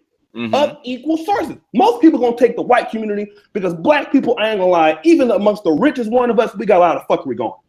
So the people who want to deal with non-black people, in the most part, are not for black agendas. If you don't believe me, you can look at the conservative Republican Party. For those blacks who are on Fox News, who do they marry? Look at Democrats. Most niggas who marry white people don't give a fuck about black folks in the first place. That's true. And they want to get the fuck away from black. Let's just keep it real. So you said you was gonna let me get in, Oshay. That's why. Oshay, you said you was gonna let me get in, bro. Oh, it's okay. When he didn't even answer my question. Hey, but See, wait. Is this my still stuck? It's like it's stuck on one person. yeah, I don't want to talk over You nobody. already talked, fam. I wasn't trying to answer your question. You butted in an argument when it wasn't even your turn. I wasn't addressing your point in the first place. What point I wanted to make had nothing to do with you. I wasn't obliged to answer your question, and certainly you wasn't even supposed to give a goddamn statement. So listen, we're all just making our points. I just wanted to build on it real quick. He was addressing I think the me. stream is Okay, stuck. I think the stream is stuck on like one person's avatar up top. I don't know. I'm looking at it live. It's like stuck on one person. When you talk, you can't. It's not changing. Just FYI. Oh, okay, he might have to just click on it. It's all good. Yeah, we cleared it up. Let me just build, because it was a lot of stuff being said. I wrote it all down. It's gonna take me a minute, man, but I want to just deal with it. I just want to say that first of all, none of us is defending nothing. So when you say like we trying to defend something, we're not defending nothing. If we would be defending anything, it would just be logical thinking or our way of thinking. With that being said, the reason I say that is because it's all preference. Like you can't. The reason I say it's preference is you can't disagree with a preference. Like if you say somebody said the hood is oppressed and they want to get out of it, whatever way they get out of it, that's their preference. You can't disagree with it. They're going to get the hell out of it, whether you disagree with it or not. Our problem never been whose dick about another man's dick and whose dick going where. That ain't never been our problem. Our problem is hating on each other, crabs in the goddamn bucket. And I tell you another thing about a lot of these guys who try to label somebody, talking about if you date outside your race, that you're some kind of traitor or something. It's my race who taught me to date outside of it. I listened to hip hop that told me to get the damn interracial girls. So guess what? When we start getting conscious and we just so happy to be in interracial relationships and we want to listen, it don't sound like shit. I'm just telling you facts, man. Let me motherfucking build, man. Let me build, dude. You can cut in. God damn it, I'm gonna cut in too. Brothers. How you gonna tell? Let me. No, you sit there. No. Check. It's my turn to speak, man. I'll come at your head, pussy. And check this out. This dude, I ain't cutting you. I just interjected. Continue. I apologize. Yeah, but all right, cool. Here we go. Check this out. What I'm saying is this. He said, you know, if it sound like a cop out, well, it sound like a homo to me when you walking past. Hold on, wait a minute. Let me say this. Hold on. Let me say this. I ain't calling nobody a homo. Much love to all of y'all. I'm speaking with passion, but I'm got to tell you how it is. It sound like a homo to me when all of us on this damn panel stay by dope dealers, murderers, and all that shit. And the first thing we ask when it comes to the revolution is, who you fucking? What another man looking? Hold on. Wait a minute. I'm not through, man. But let me finish. I'm almost through. Let me finish, man. Let me finish. You know, when somebody starts speaking out and telling black people the shit they need to hear, I hate when a black man start worrying about what I'm doing with my dick. That's homosexual. Let me tell you something, man. I used to do gangster rap. All right, I wasn't always what you would call conscious. I used to do gangster rap, and I didn't give a damn who I dated. Man, I come from the hood. They don't teach me to give a fuck who you date and all of that. So now when you come telling me all this, that's Johnny come lately. All I see is a world epidemic that I'm trying to solve. Now y'all talking about who's fucking who, while I'm talking about chemtrails and vaccinations. So the thing with me is this. You know, Malcolm X was mixed. His mama was white. When we talk about these different races, when you ask black people how these races exist, you tell them because black people created a lesser race. Some of them say Yakub, but they said somehow we created a lesser race because we had DNA technology before the quote-unquote white man. They said we knew about stem cell research and cloning before the white man. And guess what? They said we created the lesser race and we start interbreeding with it to create other races. Only thing I'm saying is this. I don't know how true that is. That's just a popular belief in the Nation of Islam under the Yakub theory. But with that being said, I'm going to say this. If that's true, there was never a time on earth where quote-unquote races didn't intermingle.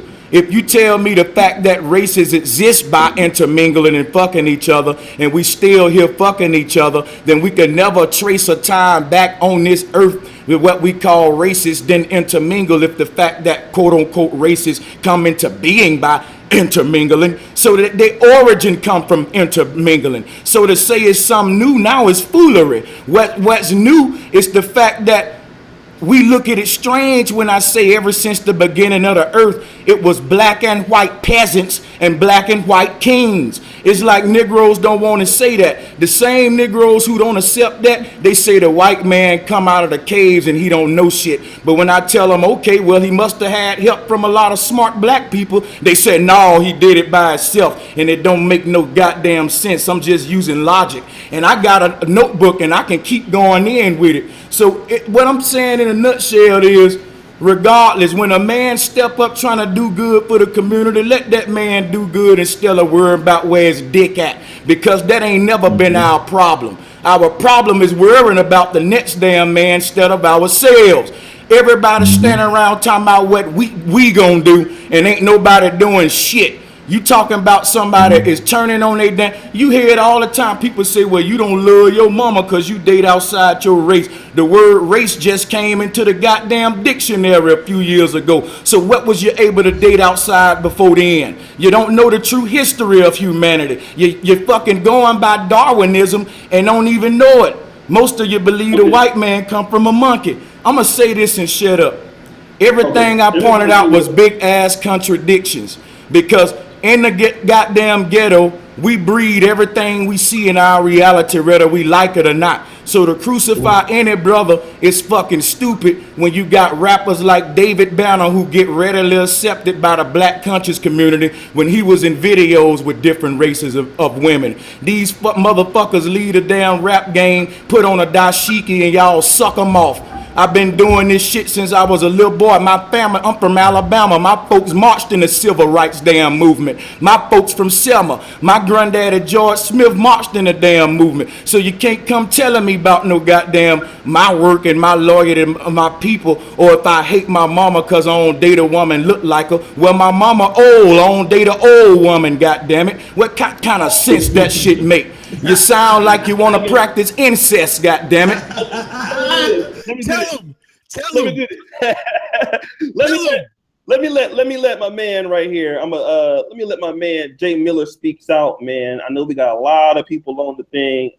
Well, first of all, shout out to my man Jay Miller speaks out. I'm gonna go back to we're gonna go start back from the beginning. Master Teacher BGS is in here helping me moderate. We got a lot of fiery brothers in here spitting knowledge. So let's go ahead, Jay Miller, man. Welcome to the panel, bro. I've been a big fan of your channel, man. Can you weigh in on this, because you're actually married to a non-black woman? So kind of talk about this if you can, brother. Well, when it comes down to it, I mean, you know, I have the same exact theory that a lot of the brothers up on the panel have. I have the exact same thoughts. You know, I mean, it's just like, you know, who made anybody else, or who gave them authority to tell you who you can and who you can't be with? All right. Now, I said it time and time again. All right, that it don't matter who you with. OK. At the end of the day, you still a black person. You still gonna get treated like you black, you know, just because you with somebody white or whatever, you know, Asian, Hispanic, whatever the case may be. They're not finna sit there and give you no type of, you know, special type of treatment. You know what I mean? Now, I'm in agreement. Was that brother Sanchez talking about how a lot of cats, especially these pro-blacks up on YouTube, okay? See, I've questioned the same thing. I'm starting to question a lot of these Negroes' sexuality too, okay? Because you have to really question yourself and ask yourself this.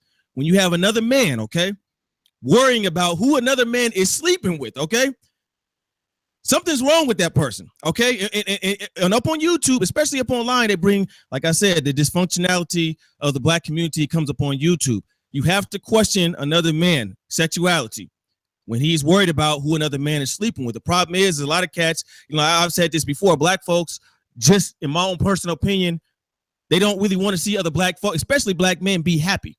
Okay. Now, you know, yeah, I got a black mother too. You know what I mean? And I'm gonna keep it honestly 100. I mean, like I've told cats before, my family come from the street. My mother, my father, been in the penitentiary and everything else. And I can tell you right now, my mom wasn't really worried about the fact that if my wife was black, her most concern was bringing home somebody decent so I could be happy. You know what I mean? And my mother's black. So, you know, you got a lot of cats. Oh, your mama was black. I'm not trying to think about sleeping with my mama either, though. You know what I mean? I'm not. I mean, real talk. I mean, let's go ahead and keep it real here. And the thing about it is, cats bring this nonsense up on YouTube. All right, let's just go ahead and keep it all the way 100. How many cats you see walking up to people up on the street, especially up in the hood, question them about their white girl, their white dude? How often do you see that? I've never personally seen that one time. How often do you see, you know, cats? You know, especially I have to, you know, when I think about people that's, you know, claim that they pro-black, I think about people that's really for black people, regardless, just based off the fact that you black, you know what I mean? And a lot of cats, man, in my own personal opinion, they claim to be pro-black, but they always seem to be attacking, disrespecting other black folks, finding a reason, you know what I mean, to throw them up under the bus, finding a reason to do this, it's always something wrong, you know what I'm saying? But the thing about it is that if Negroes was to really bring the stuff that they be doing up on YouTube onto the streets, I bet you your last dime somebody getting their head put up on flat. Let's just go ahead and keep it real here. Yeah. You have to ask yourself, you gonna let some Negro that you don't know disrespect you, call you all types of coons, and you know what I mean? You have to understand now, see, you know, when it comes down to this hypocrisy, we got cats that claim to be pro-black calling each other niggas, coons, bed wenches, bed bucks, okay? All these white supremacist names and stuff, and nobody questioned this type of stuff, all right? How can, in my personal opinion, if I say I'm pro-black, all right, and I say I'm for black folks, my thing is this: I'm not gonna go around disrespecting no black folks, especially ones that ain't harmed me. Let a black Negro up on here have a difference of opinion. These fools going in upon them, okay? They ain't killed nobody. And just like I made that one video with a black woman, okay? She set this 72-year-old man up on fire. Come to find out she didn't even know dude, all right? I got black folks mad at me for talking about that. You attacking me when you have another black person who killed an elderly man, okay? You understand where I'm coming from? Yeah. You know what I mean? So my thing is this. I mean, I'm not finna question nobody about who they with. My only thing is this: when it comes down to interracial dating, all right? When you date interracial, I've said this time and time again, do it specifically off of love. Don't sit there and get with somebody white. If you're a black dude, don't get it with a white woman, then start talking crazy about black women, down on black women, all that type of stuff. If you're a black woman, don't get with a white man, then start talking crap about brothers, all that type of stuff. That tells you right there that you in it for the wrong reasons. It's supposed to be for love. You know what? As long as they not, you know, doing anything nefarious to black folks, and I'm not really tripping off it, because the reality is this: is that when you see black folks in interracial dating up in the hood, most people ain't running up on them talking crazy. Now that one dude that approached that one couple, that was an exception. But had that been me though, I would have gave dude to show that he was looking. I would have gave people a viral video just to prove a point. That's just me though. You know what I'm saying? That's just me, because see me, I don't have the time and patience for all that type of stuff. And like brother right here with the locks was saying, like, man, who appointed these Negroes to feel like, you know, like they like the black police and stuff? Everybody, you know what I'm saying? Like, come on, real talk. I've been up on YouTube for a while. Every single person now is a coon. All right, every single person, no matter what you do, you're a coon. I've seen people call Oshay a coon. I've seen people call Jay the Black a coon. Me a coon. And the thing with black folks is that, see, like I said before, we could talk about white supremacy and, you know, complain about this, complain about it. It's easy to get up on YouTube behind a computer screen shouting that pro-black type of stuff, this and that, woo woo woo. But what you gonna sit there and do for yourself? You know what I mean? A lot of these cats, man, like I said, they ain't gonna bust a grape up out of fruit stand. My own personal opinion. I mean, because you know what though, should I say? I don't want to go ahead and, you know what though, I don't want to go ahead and call them savages, but they live in savage life. And I asked them on camera with guns, 30-round magazines. Have any Negro ever came up to you and called you a coon? What would you do? And I already know what they about. You know what I'm saying? They told me no, not one person ever do that. You know what I'm saying? But here we got cats get up on the internet all this disrespect. In my own personal opinion, you cannot be for black folks disrespecting black folks for any type of reason. Now, if it's a black folks, let's say like Sheriff David Clark now, you know what I mean? Now, to me, bro, like, Sheriff David Clark, yeah, I see. I don't use the word coon, but I say he's a bootleg. He's a sellout to me. Yeah, I'm just gonna keep it real here. I'm not gonna say too much about dude because he a cop or whatever. You know, this is the internet, and that's another thing a lot of cats don't understand, man. We up on a public platform. You know, a lot of cats talk, man, oh, I'm pro-black after white, man, this and that. You on a white platform. You know what I'm saying? A lot of these cats, man, they have a disagreement with you. People. Yeah, I'm not against white folks either like that. I'm against racist white people specifically. All right? Specifically racist white people. Other than that, I got white folks that have done more for me than black folks have. You know what I'm saying? If I lose my job right now, okay? If I lose my place, is any Negro up on YouTube gonna pay my bills? Just for me being black? Because this is the way they talk up on here. You know what I mean? That you have to, no matter what, you have to stick by black folks. You know, if you sleeping with somebody outside of your race, you sleeping with the enemy, okay then. I'm gonna go ahead and ask you guys this straight up. Now, my wife, like I said, my wife is mixed. You know what I mean? Mexican family, Mexican, you know, she was raised up on a Mexican side family, had a white dad. All right. Now, I find it very funny that here my wife is a non-black person, ain't never called me a nigga in her life. Don't call me no coon, seller, all that Uncle Tom, none of that type. And what's crazy, all these terms are the wrong terms, all right? In my own personal opinion. But here you have somebody that's black, though. You supposed to be my own brother, my sister. You would call me a nigga. You gonna call me a nigga, though. Real talk, though. You understand where I'm coming from? Powerful thing. You understand where I'm coming from? How is it that my own wife we don't even use the word up in the house, okay? Mm-hmm. She got enough common sense not to use that word. Hold on real quick. She got enough common sense. Just let me finish this real quick. I'm sorry, bro. But she got enough common sense not to call me a nigga, coon, disrespect my people, know nothing. But here, my own black folks, they have a difference of opinion. Oh, you all types of niggas. I didn't have black folks call me N-I-G-G or niggers to really get up under my skin.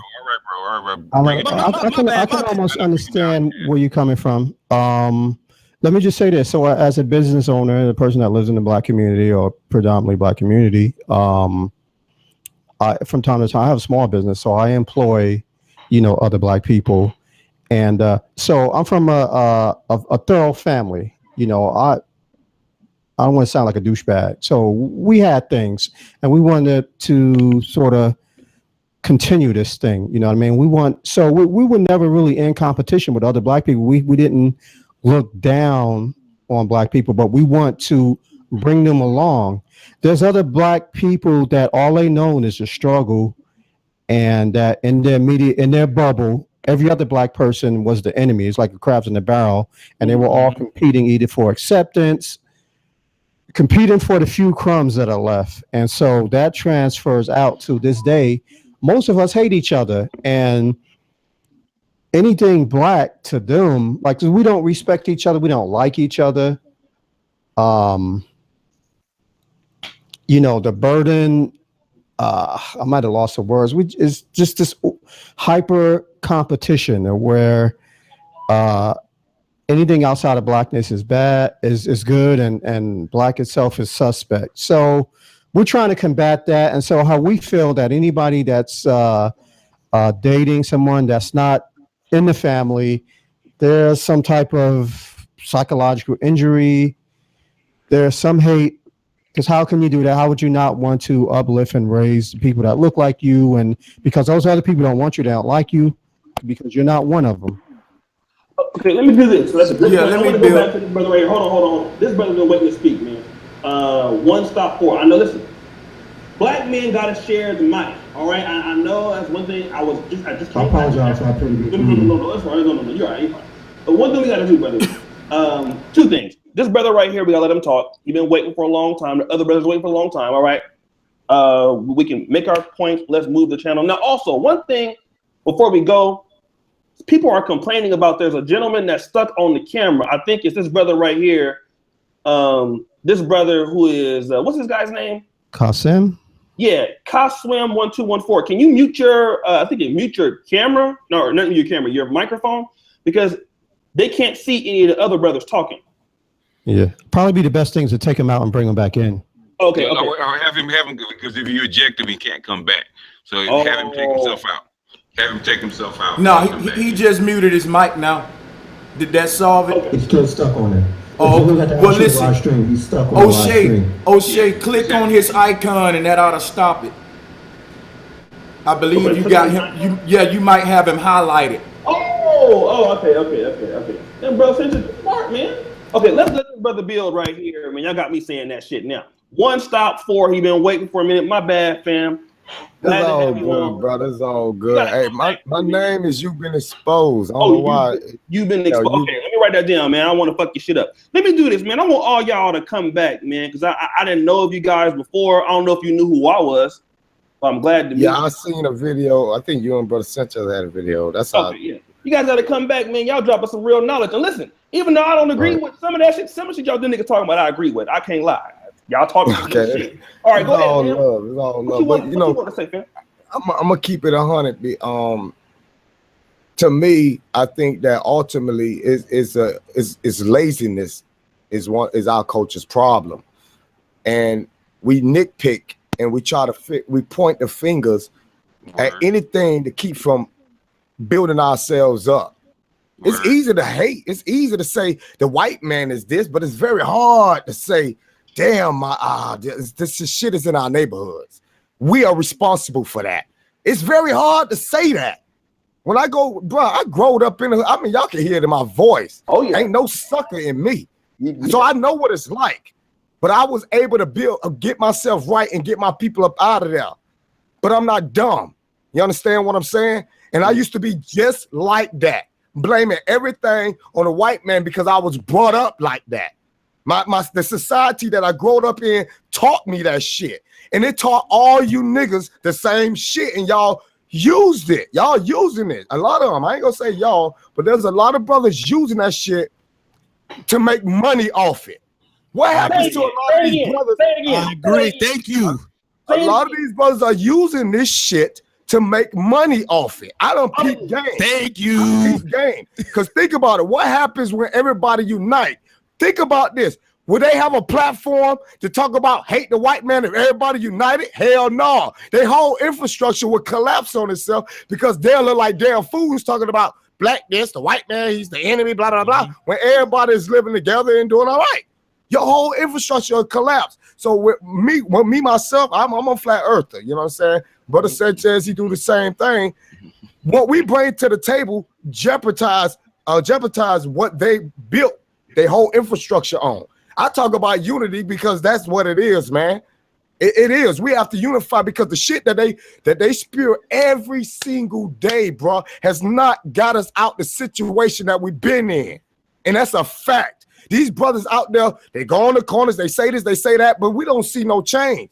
And like food, clothing, and shelter has said earlier, bro, the blueprints are outdated like a mud, and these brothers are still using outdated blueprints to make a fucking killing and sucking this. I'm talking about they sucking our community dry, man. I don't see none of them brothers putting the boots on the ground. My old You've Been Exposed channel, I had 50,000 subscribers, my nigga, and they shut that channel down. You know why? Because I was running up on the Freemasons. I was running up on the police, bro, and I was putting all that work out there for my people.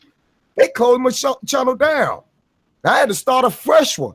You understand what I'm saying? But I realized what I was doing.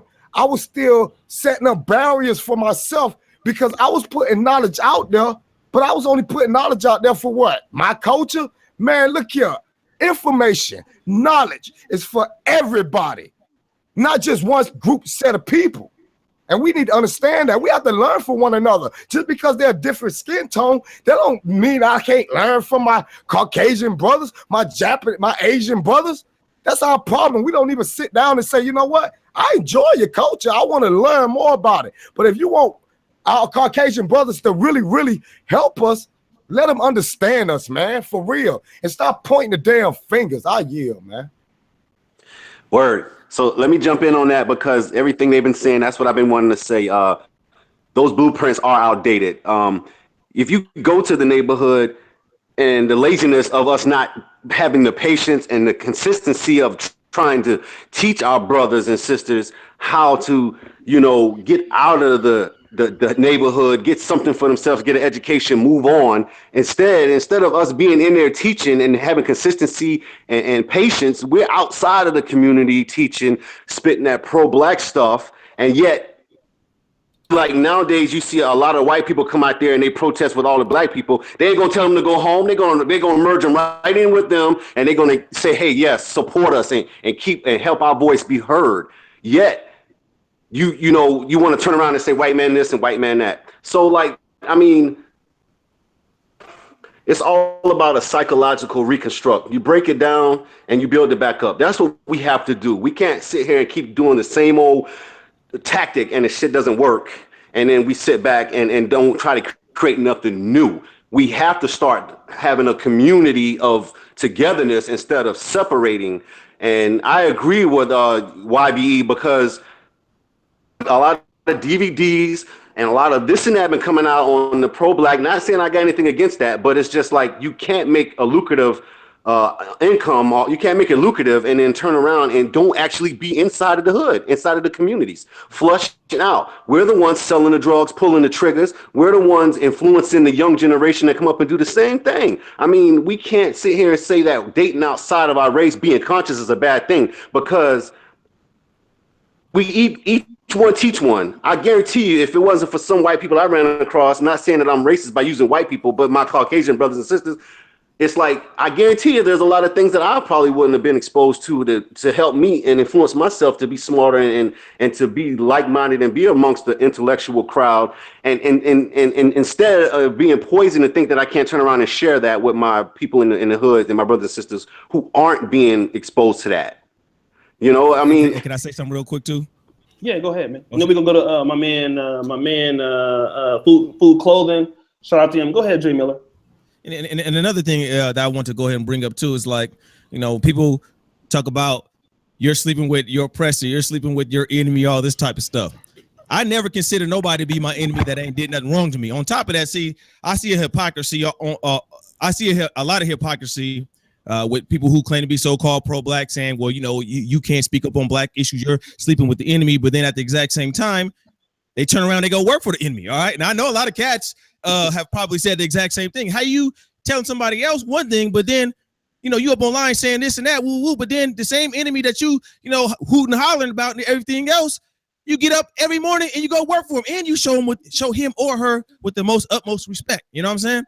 So to me, that's like hypocrisy, my own personal opinion too. You can't tell somebody, well, you know, you're sleeping with it. Hey, you work for him. You know what I'm saying? Now when I say that, hold up. When I say that, I'm not against no black person going to go work or nothing like that. You know what I'm saying? You got to make your money however you got to do it. You know what I'm saying? Long as it's not illegal. But what I'm saying is that seems to me like a lot of hypocrisy when you're telling people about this enemy, this white man, this and that, woo, woo, woo.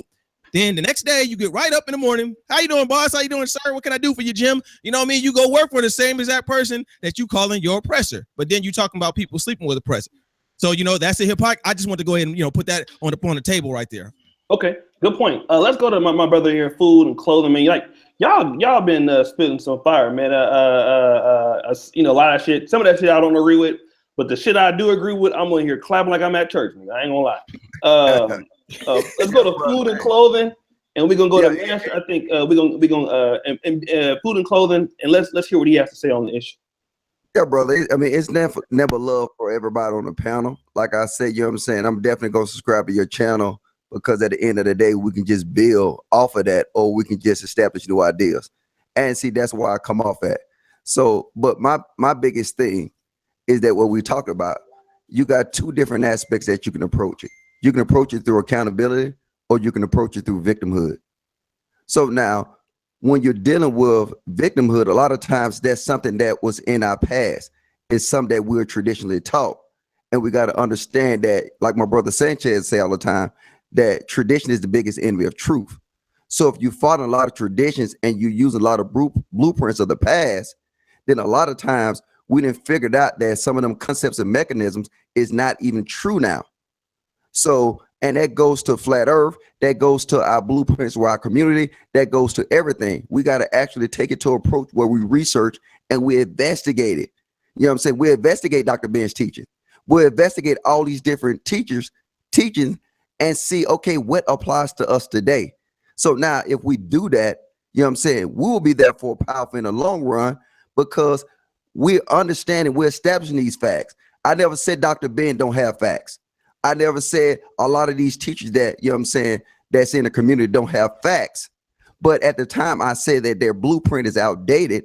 And then therefore, if we all have the same goal, which I'm sure that everybody has the same goal on this panel, it's for betterment of people, it's for unity, and it's for us to establish the truth, and it's for us to make sure that we can control the influence factors that's affecting us in our community daily. And then I think if we can do that, we can all fuss and fight, but at the end of the day, we're going to come to the agreement that everybody has the same end game. So now since everybody has the same end game, and then I got a blueprint over here that I say, hey, brother Oshay, hey, look, I tried this blueprint and it's working, but I'm starving from my family. So now in order for me to, and this is something that you don't see in none of these communities, is that you don't see their families. So now how can they sell me a blueprint of unity if they don't even practice that same blueprint in their house? Dr. Umar Johnson, good point. You don't, do you see his family? Do you see Signetta wife? Do you see a lot of these people? So now, but people drawn to these individuals and they taking this blueprint and they implement it in their life and their family and their neighborhoods, but you cannot do that. And the same analogy with black people. How can black people do effective change anywhere outside their race if they don't even have unity in their race? And I'm gonna fall back on that, brother. Good point. Let me bring on I see, yeah, food and clothing, KWSM 1214. Let him speak now. Yeah, my thing is like when people find out that I so-called date outside of my race, it's like I get double the lash. I get some lash from what we call white people, and I get the lash from the black people. And it's like I have to go. Well, I ain't got to prove nothing, first of all. But it's like to them, I got to prove to them more. I'm more of a, I care about my people more than they think. And the question I want to ask is, do we all believe in the saying there's strength in numbers? Yep. Yeah. Well, let me do this real quick before you ask the question, because I know math teacher BGS. When are you starting your stream, math teacher? It'll be in about an hour and a half. Okay, so because I want to give everybody from, if possible, before you start it, I don't know what your topic is going to be, but let's send all the traffic from this stream to yours. Well, it's for my women's group. So. Yeah, BGS. Yeah. Oh yeah. So my regular stream is going to be tomorrow night. Okay. You're always trying to help people. I understand. Okay, go ahead, brother. KWSM. Keep rocking. So like we all believe in the numbers.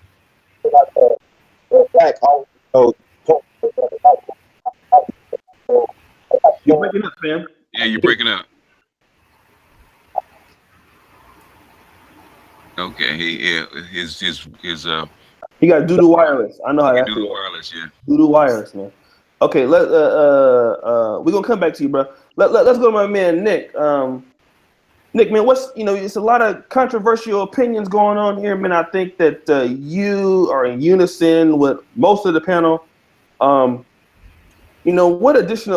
should we be focused on at maybe as humanity, not just black and white people? What are we missing in your opinion? I think we should just put a halt to this whole black and white conquer divide. I think it's doing more harm for all of us than good. And I don't think either race can fully free themselves without unison of all of us. So I don't know. It kind of blows my mind that we're still having this topic. I was thinking we were going to go into some other things, but this is fine. Oh no, we had the flat Earth before you got here, man. I know, and then I came in. But we're gonna do That's what I'm gonna do. I'm not gonna have the stream on too long, man. It's hot as fuck. I don't know if you guys know this. I'm actually live in Poland. I'm actually in Poland right now. So It's damn near 226. But we're gonna. Me and Brother Sanchez have been putting together some fire ass shows, and the master teacher BGS came on and made it even more fire. So we'll go to the last two people. Go back to go back to Sirius, and then we'll go back to Brother Sanchez and BGS, and I think we can pretty much end it because I'm hot as fuck. I'm ready to get my ass in the bed. My girl waiting on me and shit, nigga. I ain't got time to be dealing with this shit no more. I'm tired of you. So I'm just keeping it real. So let's go ahead and listen to let's see. So Sirius, go ahead and weigh in on it, man. Oh, Jay Miller left. Oh shit, what happened to Jay Miller? He just bounced. Yeah. You know what? Let me just say this, and we can wrap it up. I feel you, man. Let me just say shout out to my brother Oshay, man. This is dope right here. It ain't no disrespect to nobody on the panel. Much love to you, Sirius Live, and my brother Eli too, man. At the end of the day, man, I love y'all brothers, and it's really no disrespect. It's just a mentality that I see at play that just really irks me, because I'm gonna tell you something. I had the luxury to have. See, I came up in a hood where we was never taught that nothing was wrong to date outside of your quote unquote race. And that's crazy because I'm from Alabama. I remember seeing the KKK when I was little. But I'm going to tell you this though. You know, when you come from a certain lifestyle, the brother says a cop out. You know, hip hop promote quote unquote interracial dating. When I just told you all of the quote unquote races is a result of what we would call interracial dating. So it always existed ever since races existed. So it's nothing new. So that clearly haven't been a problem of humanity. So what I say is imagine the possibilities, because what we're doing in the quote unquote black conscious community is too caught up in the impossibilities, meaning that you know it's impossible. You'll never reach a day where you're going to stop every single black man on earth to screw who you want them to screw and not date outside of their quote unquote race. You gotta admit, man, that may sound good to you, but that's impossible. It'll never ever happen. So let's focus on what's possible, okay? Because that's clearly haven't been a problem. So what I would say about that is, when we talk about integration, it's hypocrisy, because if you got a job, you're integrated. I mean, it irks me that we can work together to stock rich men's shelves. You work with black and white people at Walmart, McDonald's. We work together to stock their shelves. But guess what? We can't work together to overthrow the powers that be, to question them about the shit that's directly affecting our kids, because it's a child right now getting vaccinated while we worry about who's screwing who.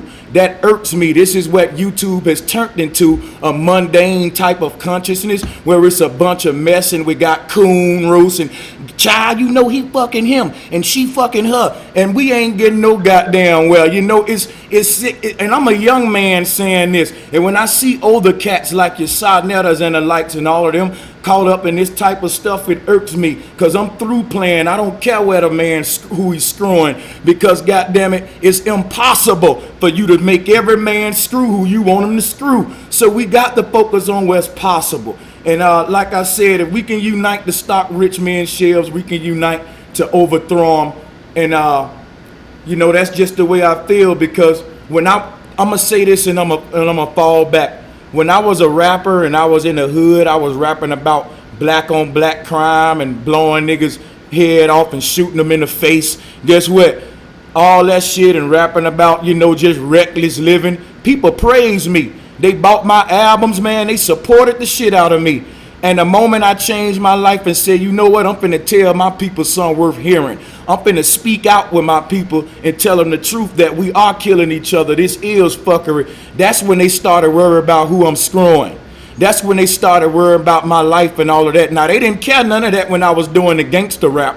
And that just make me sick to my stomach. I don't get our mentality. You know, I don't get it, how you can praise me when I was doing the black on black crime and all of that. And then when I start want to tell you to do something about the situation and stuff, people say, well, who are you to talk, man? You a coon, who you dating and all that. But you don't care when I'm doing the fuckery. But I'm a fall back, man. Much love to y'all.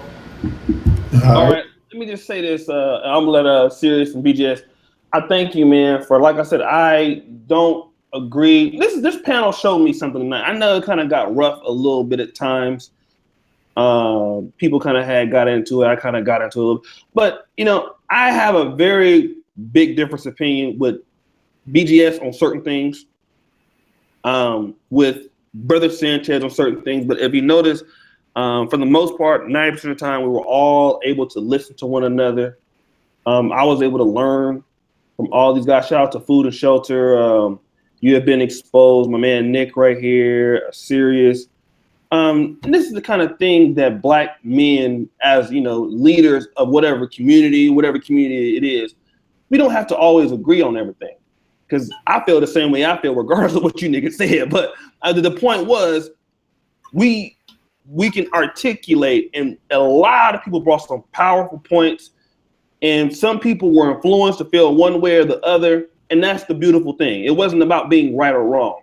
It was about coming on this platform.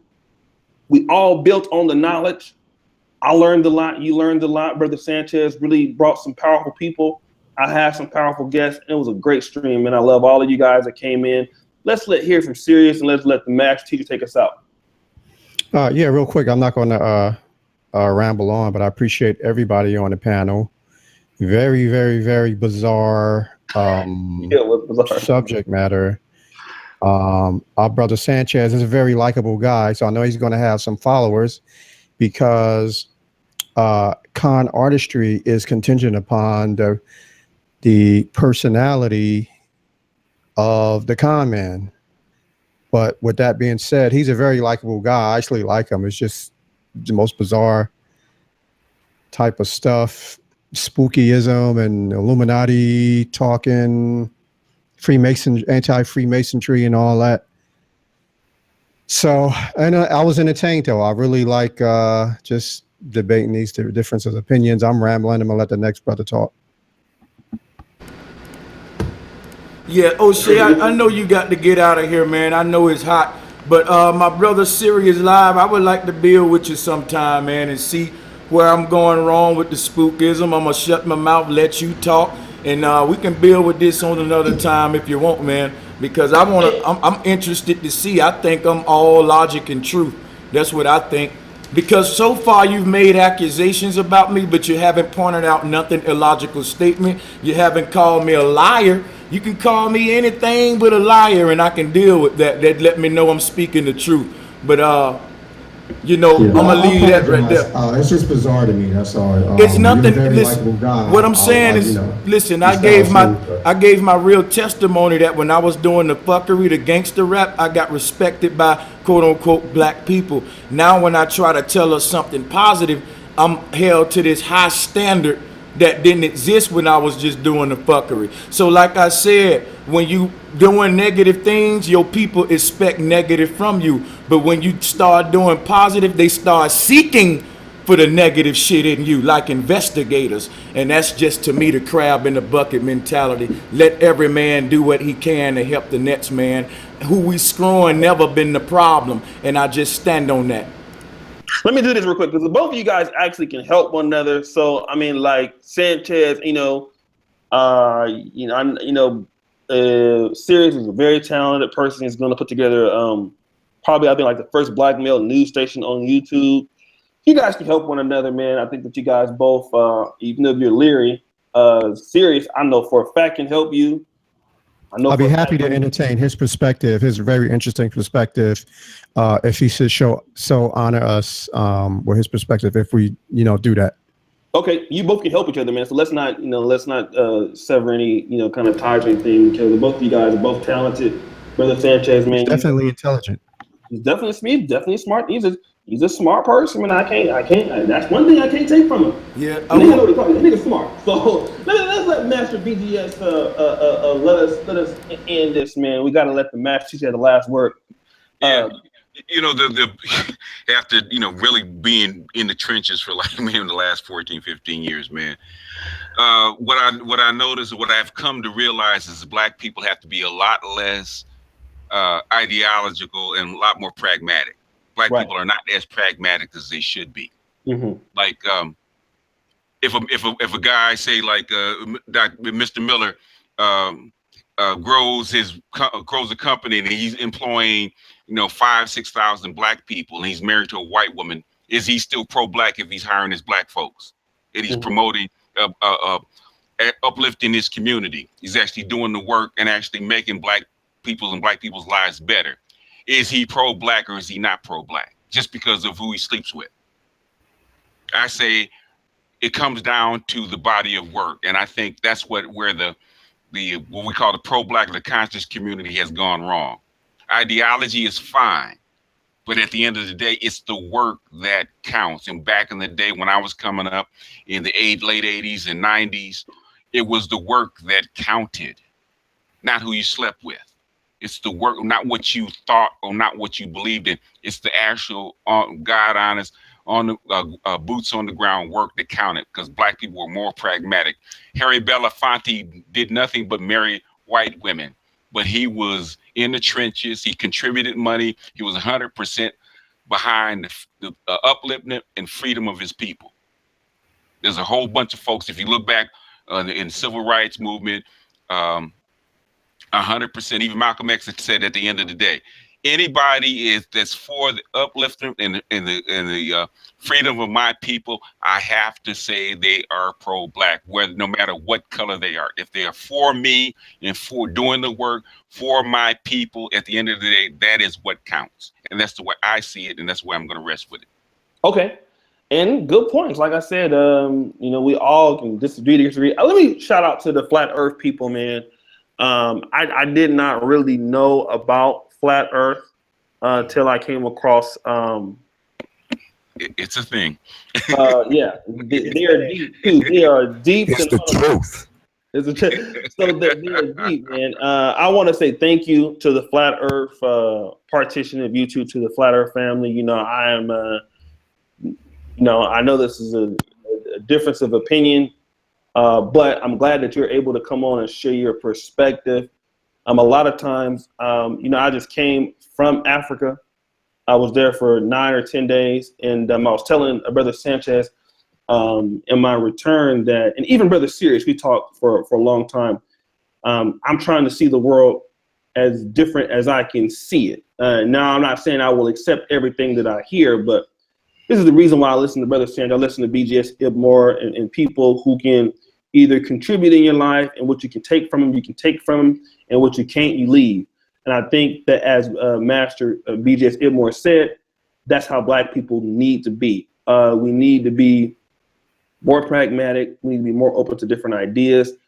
And as I get older, and as I see how things work, it's best to be that way.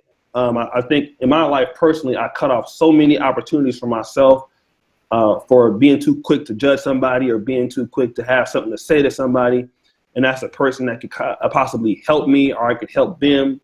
And as I get older and getting closer to 40, the way I see and I really do care about Black people a lot, man. I really have a heart. I don't hate any race, but I do have a preference for the Black community. And I think that Black people are very diverse, like anybody. We all have different ideas. There's no, like David Carroll, no monolithic thought. And that's why I try to come in and accept the brothers and work with the brothers where they are, and try to find out where we can agree, and that's where we can go from there. So shout outs to everybody. You've been exposed, man. I appreciate you. You shared a lot of good stuff tonight. Brother Sanchez, man, email me as soon as you get a chance, man. We had 2 hit shows. My man, Nick, we're going to do the Flat Earth again so you can really come in and teach. BGS. Yeah, I'm going to do it again, man. Sirius, he was the devil's advocate tonight, but you always need a brother like that, man. It was fun. Yeah.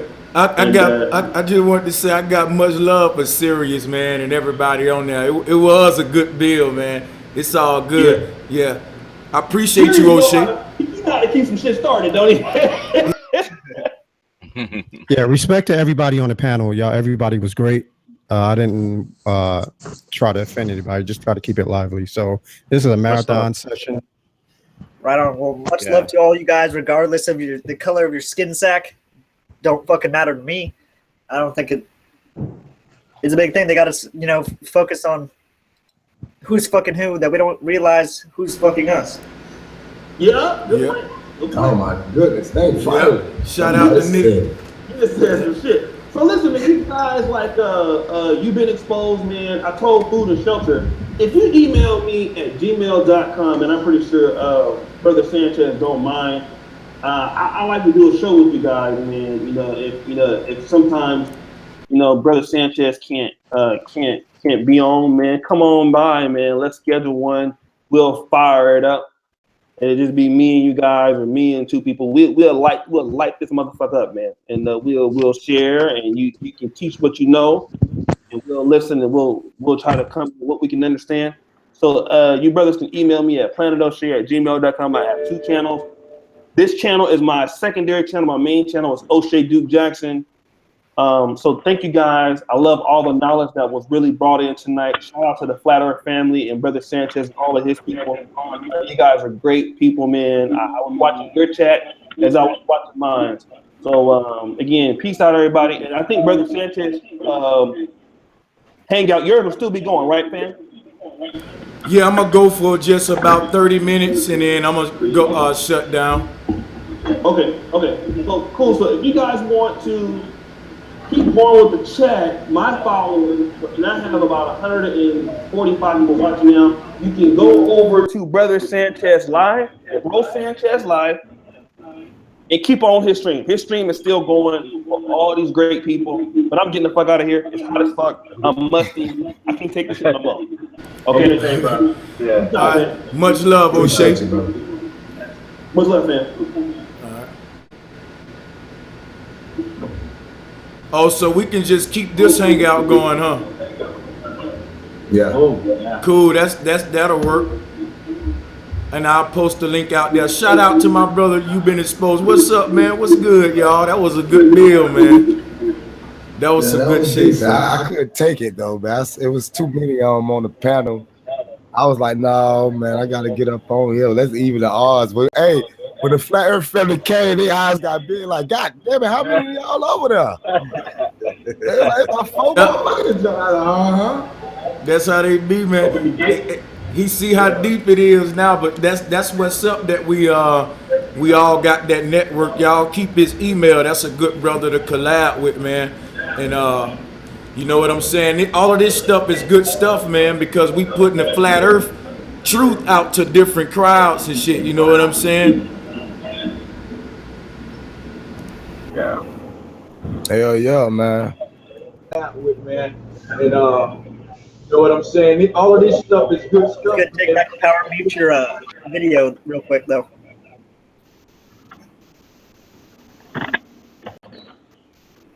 Oh shit, they go Madonna. Cool. Hey, yeah. I know y'all want to build on everything that went on for a minute. So it was deep, man. They was goddamn asking so many. I ain't even get around everything on my list, but I ain't gonna lie. I think we did good as hell because logic always win over just feelings. You know, because at the end of the day, shout out to my brother Oshay. But what he said was, you know, regardless of what y'all say, I'ma still feel how I feel. And that's the thing, you know, we ain't really dealing with feelings up here. We just dealing with pure facts and logic. That's the difference. Exactly. And see, that's what when it took a turn, you know what I'm saying? They said pictures taken by people, not evidence. So what they was doing is they was letting their beliefs overpower facts that they see in their face.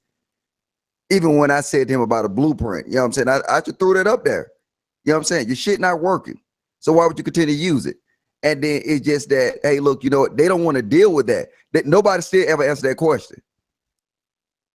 And they're going to continue to run from that because if they actually deal with just facts that it hasn't been working, then they got to come to the conclusion that, well, maybe we is stagnated. They want to deal with that. And then guess what? When it was on the globe earth and flat earth debate, it was just ridiculous because, man, the facts that the brothers was coming with, well, the lack of facts that they was coming with. I mean, it's crazy because the whole damn so-called debate, I couldn't even get them to not one time present a picture of a globe that they was debating. So it wasn't really a debate. They was really wanting to get on that that's the race subject. But you know what? Yeah, they ran from it. They ran Yep. from that. I think they ran too. But see, so, Brother Sanchez, I'll sent you that email too, though. And see, I think they need a introduction in flat Earth. So now with just a list of questions that, you know what I'm saying, if you, because I went out and I asked people at my work, if you was finna be introduced to flat Earth, if I would say flat Earth to you, what would be your questions? So now I think if we approach it from that angle, we'll neutralize all they points they'll have before they even present it. And then now on a form like that, see, you can tell they never really investigated flat Earth. So they still dealing with a lot of verbiage that you so far past. So like, you know what I'm saying? It's like almost you drop yourself down to a lower level, you know what I'm saying, just to even conversate with these guys who haven't even investigated it. So now by them not investigating, them not even understanding, they don't even open their mind up to the rim of, hey, look, you know what? It's possible. So like with them guys, you know what I'm saying? Hey, I think it should be a baseline established, you know what I'm saying? A basic, and I don't want to call it flat Earth for dummies, but that's what it need to be. It need to be a flat Earth for dummies program that you can sit here and you ask all the crazy questions and you debunk the crazy questions, but you can't have somebody in there that's going to try to shoot you down because they got to let you build. You weren't able to build. So that's another thing, it was right? holes in it because they wouldn't let you build on the subject. Then you had like 5 of them throwing different things at you And at one then, time. and on top of that, they was bombard me with questions and then cut me off, and I wasn't cutting them off. It's already double teamed. Then you cut me off, and the crazy thing, when they cut me off, they ain't dealing with what I'm saying. They just kind of name calling and little jokes and shit.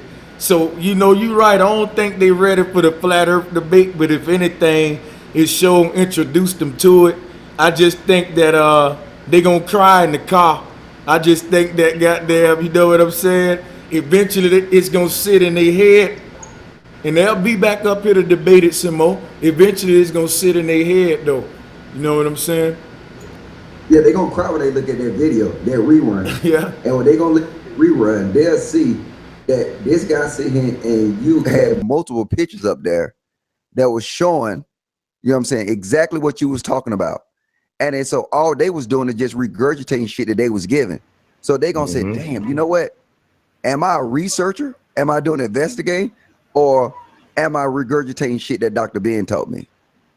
It was a hate when I damn say it. circus side show. That's what it was. That's the shit that they was talking about. Like, I just want to talk about the facts. I want to talk about the people that's actually fucking us all, and they want to talk about some side freak show shit. Preach, You bro. know, and I'm just being real, like, and it got up under my skin when they was jumping, when they was cutting the brother off.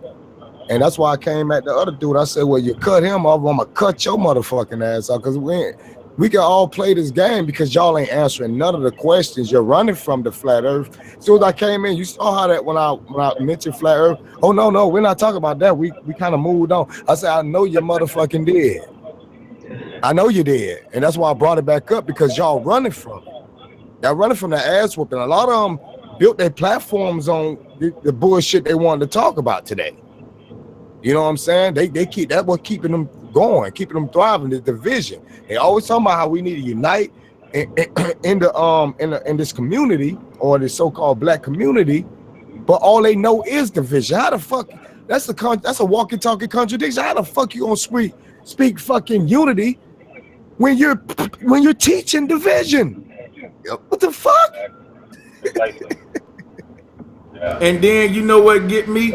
How do you have a problem? The word integration is just one of them words that shouldn't exist, because we all integrated in this country. Everybody integrated, and it's like you want to separate just in bed when we already like we. That's just like if you look at the American military.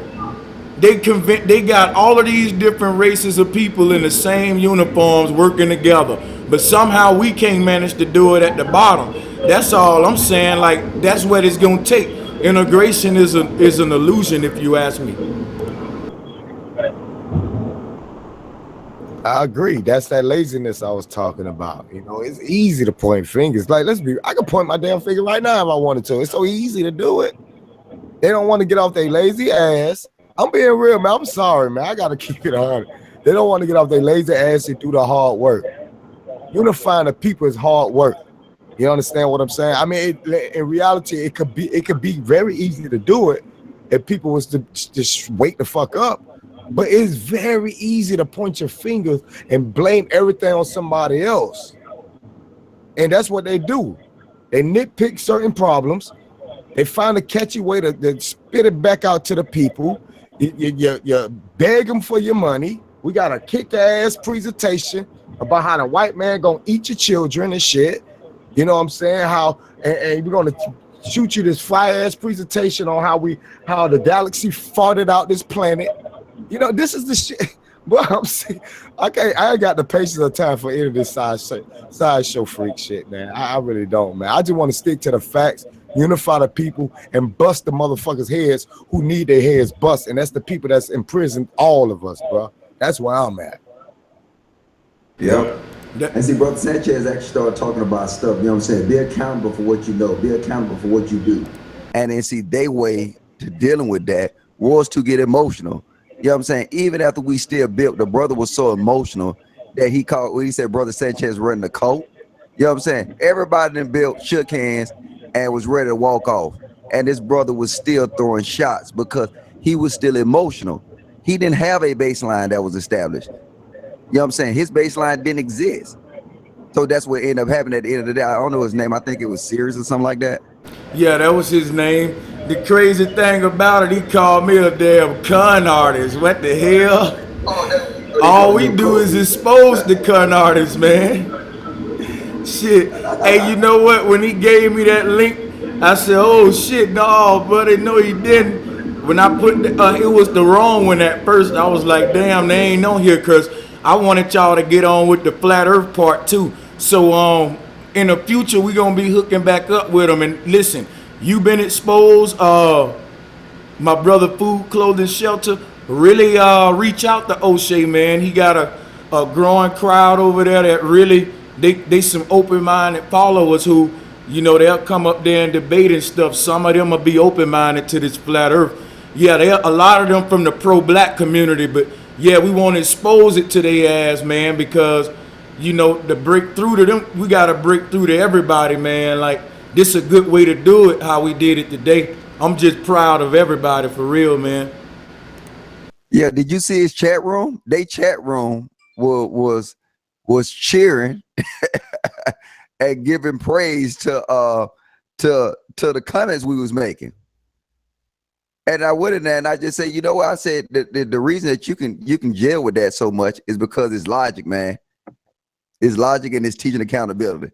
And you can't be accountable if you don't know the truth. Everything started with the fucking truth. And then they was dead. You know what I'm saying? Then they moderators started blocking the people that was talking shit. It was like onesie and twosies. That was crazy. That's what's up, though. That's what's up. Yeah, man, I will say this though. It was an awesome one, and I just hope y'all keep in touch with the brother. My brother, Take Back Africa. I see you on the panel, man. Much love. Welcome back, bro.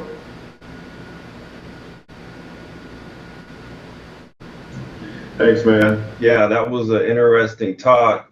One thing that I did notice was it seemed like it just stays in such a low bass vibration type of back and forth, you know, shit that don't really get you nowhere. Because if you really think on a soul level, people come into your life for you to learn and grow and move on. Sometimes people come into your life because it's a karmic debt that needs to be repaid. So they come in so you can take care of that so you can move on. It's a lot bigger than just this where you stick in your dick and this and that. That's a very shallow way to view it because it's way bigger than that. Yep, well said. And you see, once I start bringing that up, the conversation shifted a little bit because I don't think they really thought about it from that perspective. Because guess what? Believe it or not, that's some of the main rhetoric that fly around in the quote unquote black conscious community. And that was something I was like, damn, you will never stop everybody from just screwing who they want. So why we even focus on shit like that? It's crazy. Yeah, shit like that wouldn't even, man, you wouldn't even last in my neighborhood talking, worrying about another nigga dick and shit, man. That shit, that crazy.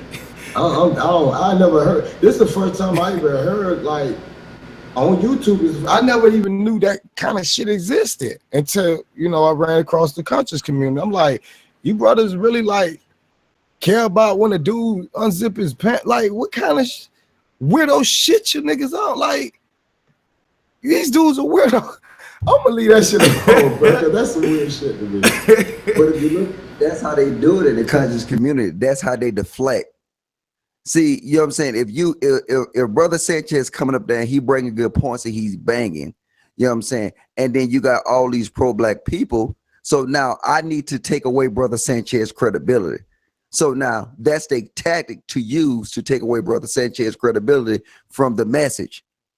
Because if you got women in there, they're saying that, you know what, hey, I don't want my black men to mess with, you know what I'm saying, different races. And then now, so all that was is a tactic that they use, and it didn't really work.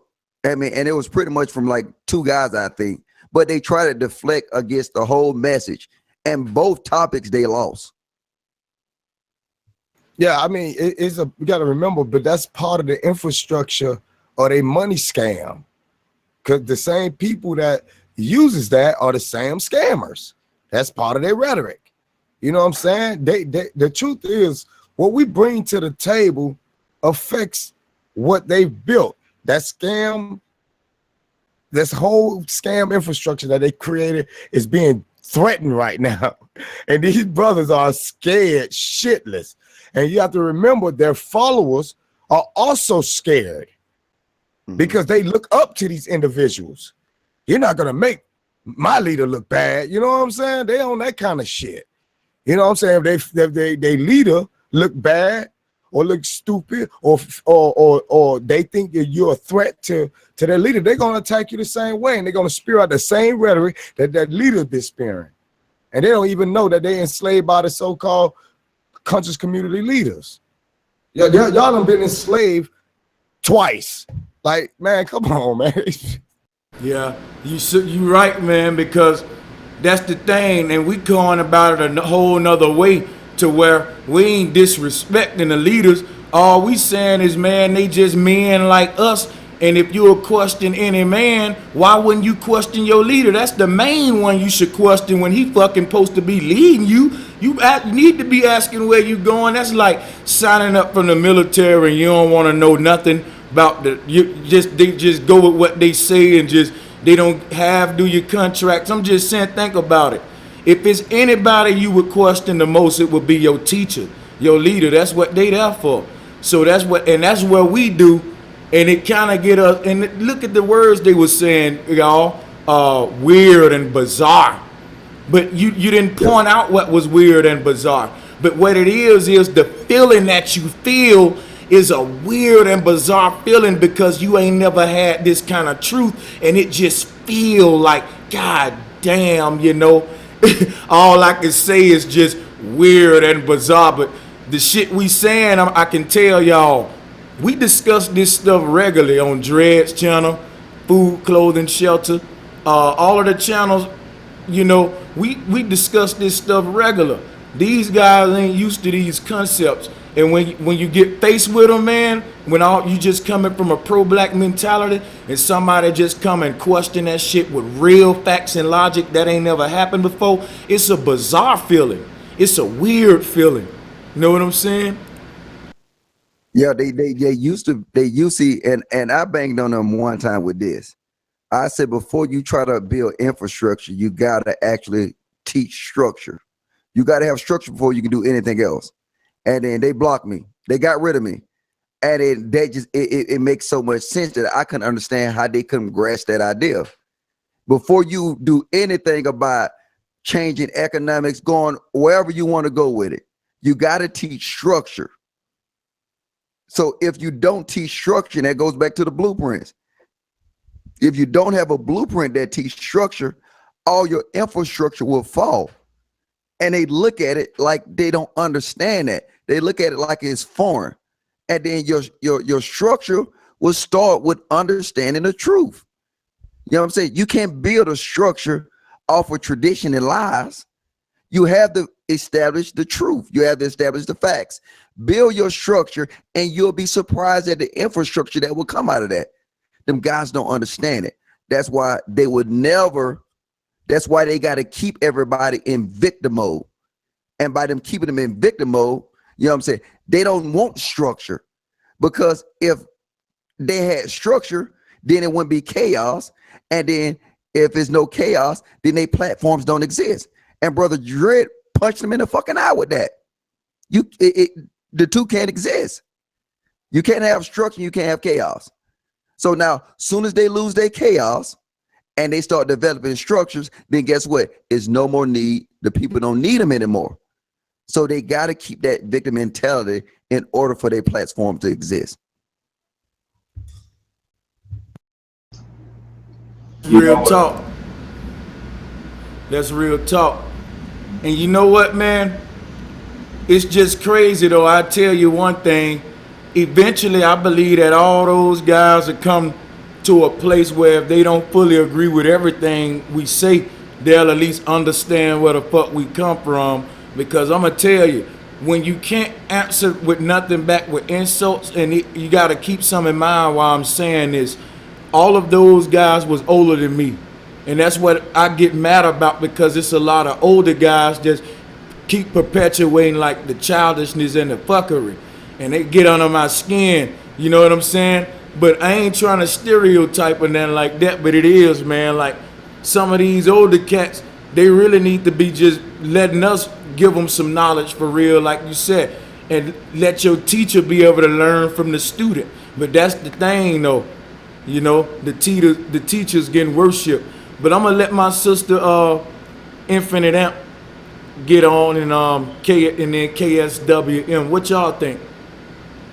Hey, Sanchez, the screen locked on one of my brothers, the one who's sitting in the studio.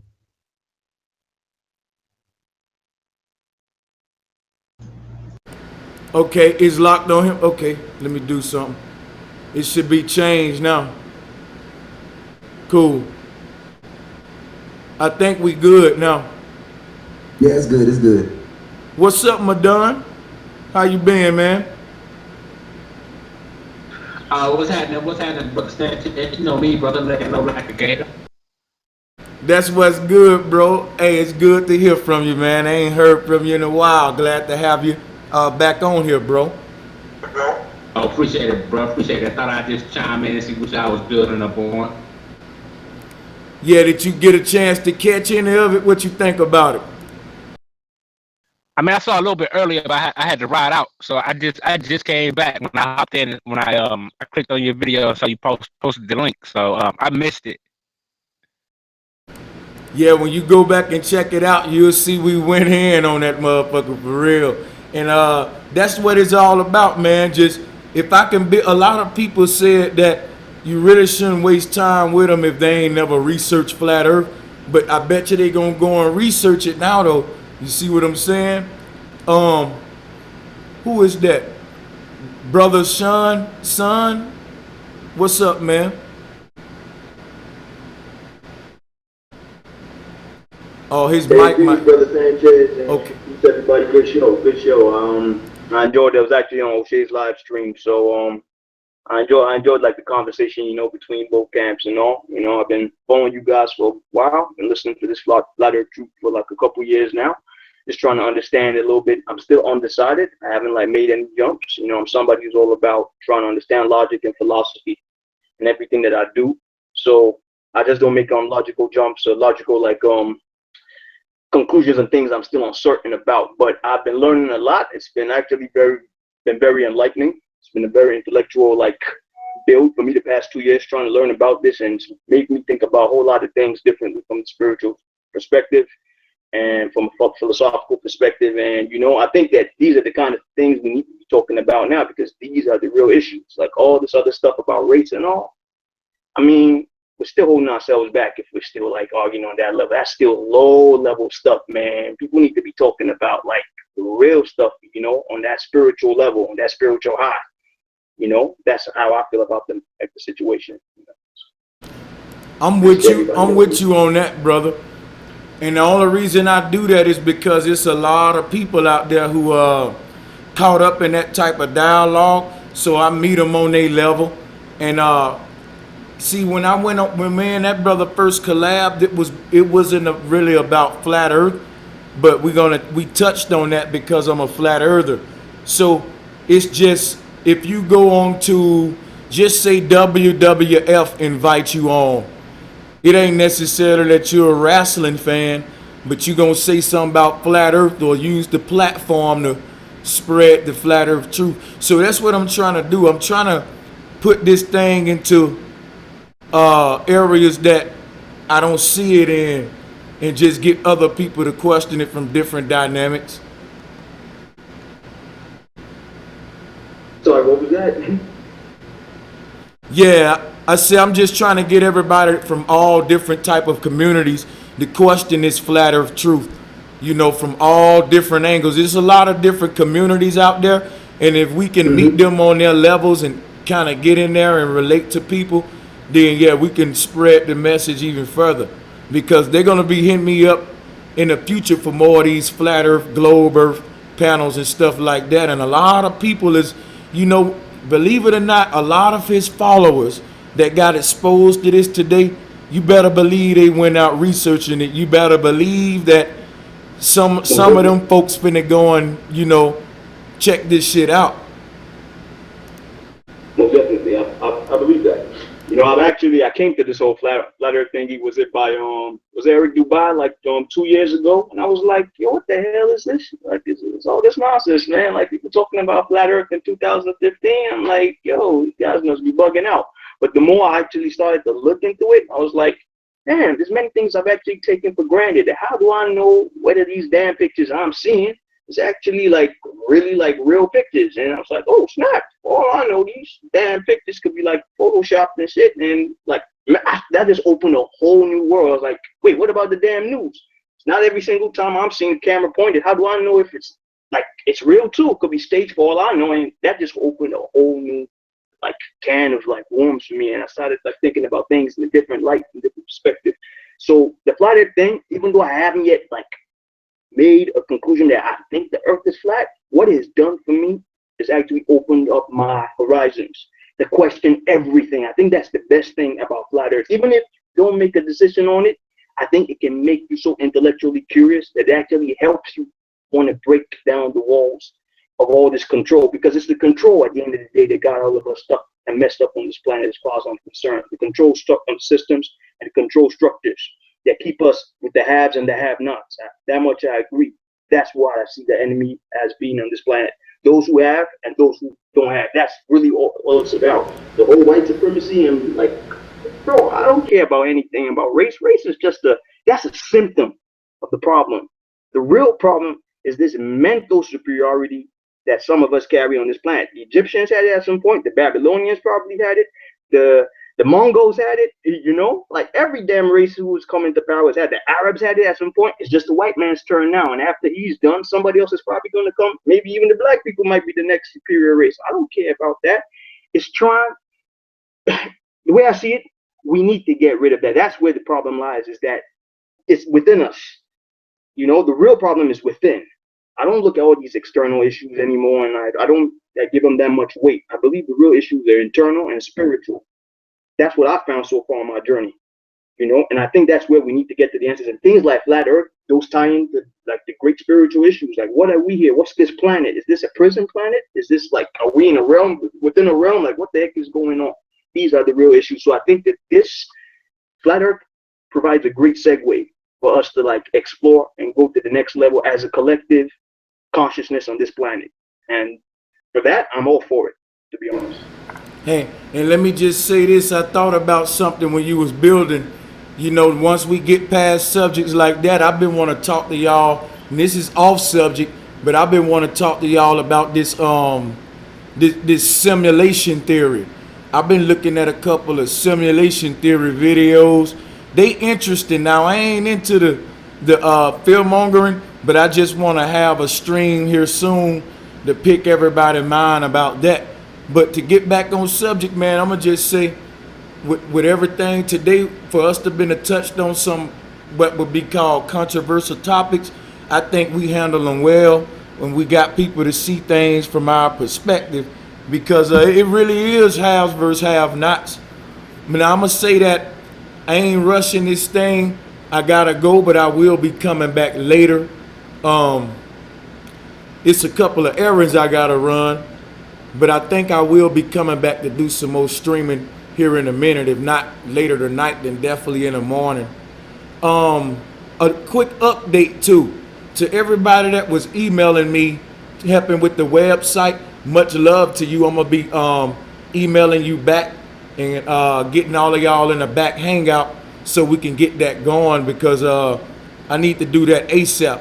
And also, it was one more other thing I wanted to say. I'm sorry about that. Oh shit, what was it? Stick around, because I can't really upload on Bro Sanchez TV until 2 weeks. My strike will be ending over there in about a month. So Bro Sanchez TV, there's not gonna be a lot of activity going on my main channel over there because of these 2 strikes. So I'm gonna be doing a lot of live presentations here. So spread the word and be on the lookout for a lot of ancient cosmology, sacred geometry, symbolism. Me and Santos Bonacci more than likely will be collabing here soon. So shout out to him too, as well as all of my brothers on our infinite plane. So before I get up out of here, I just want to say much love to my panelists too, man. I really appreciate all of y'all for supporting me. And when I crank this thing up, come and sharing your ideas, because you can see how you can quickly and easily get outnumbered. But it's all good, man. I appreciate y'all. No, I really appreciate it, brother Sanchez. Good work so far. And keep on doing your thing, you know? No doubt, man.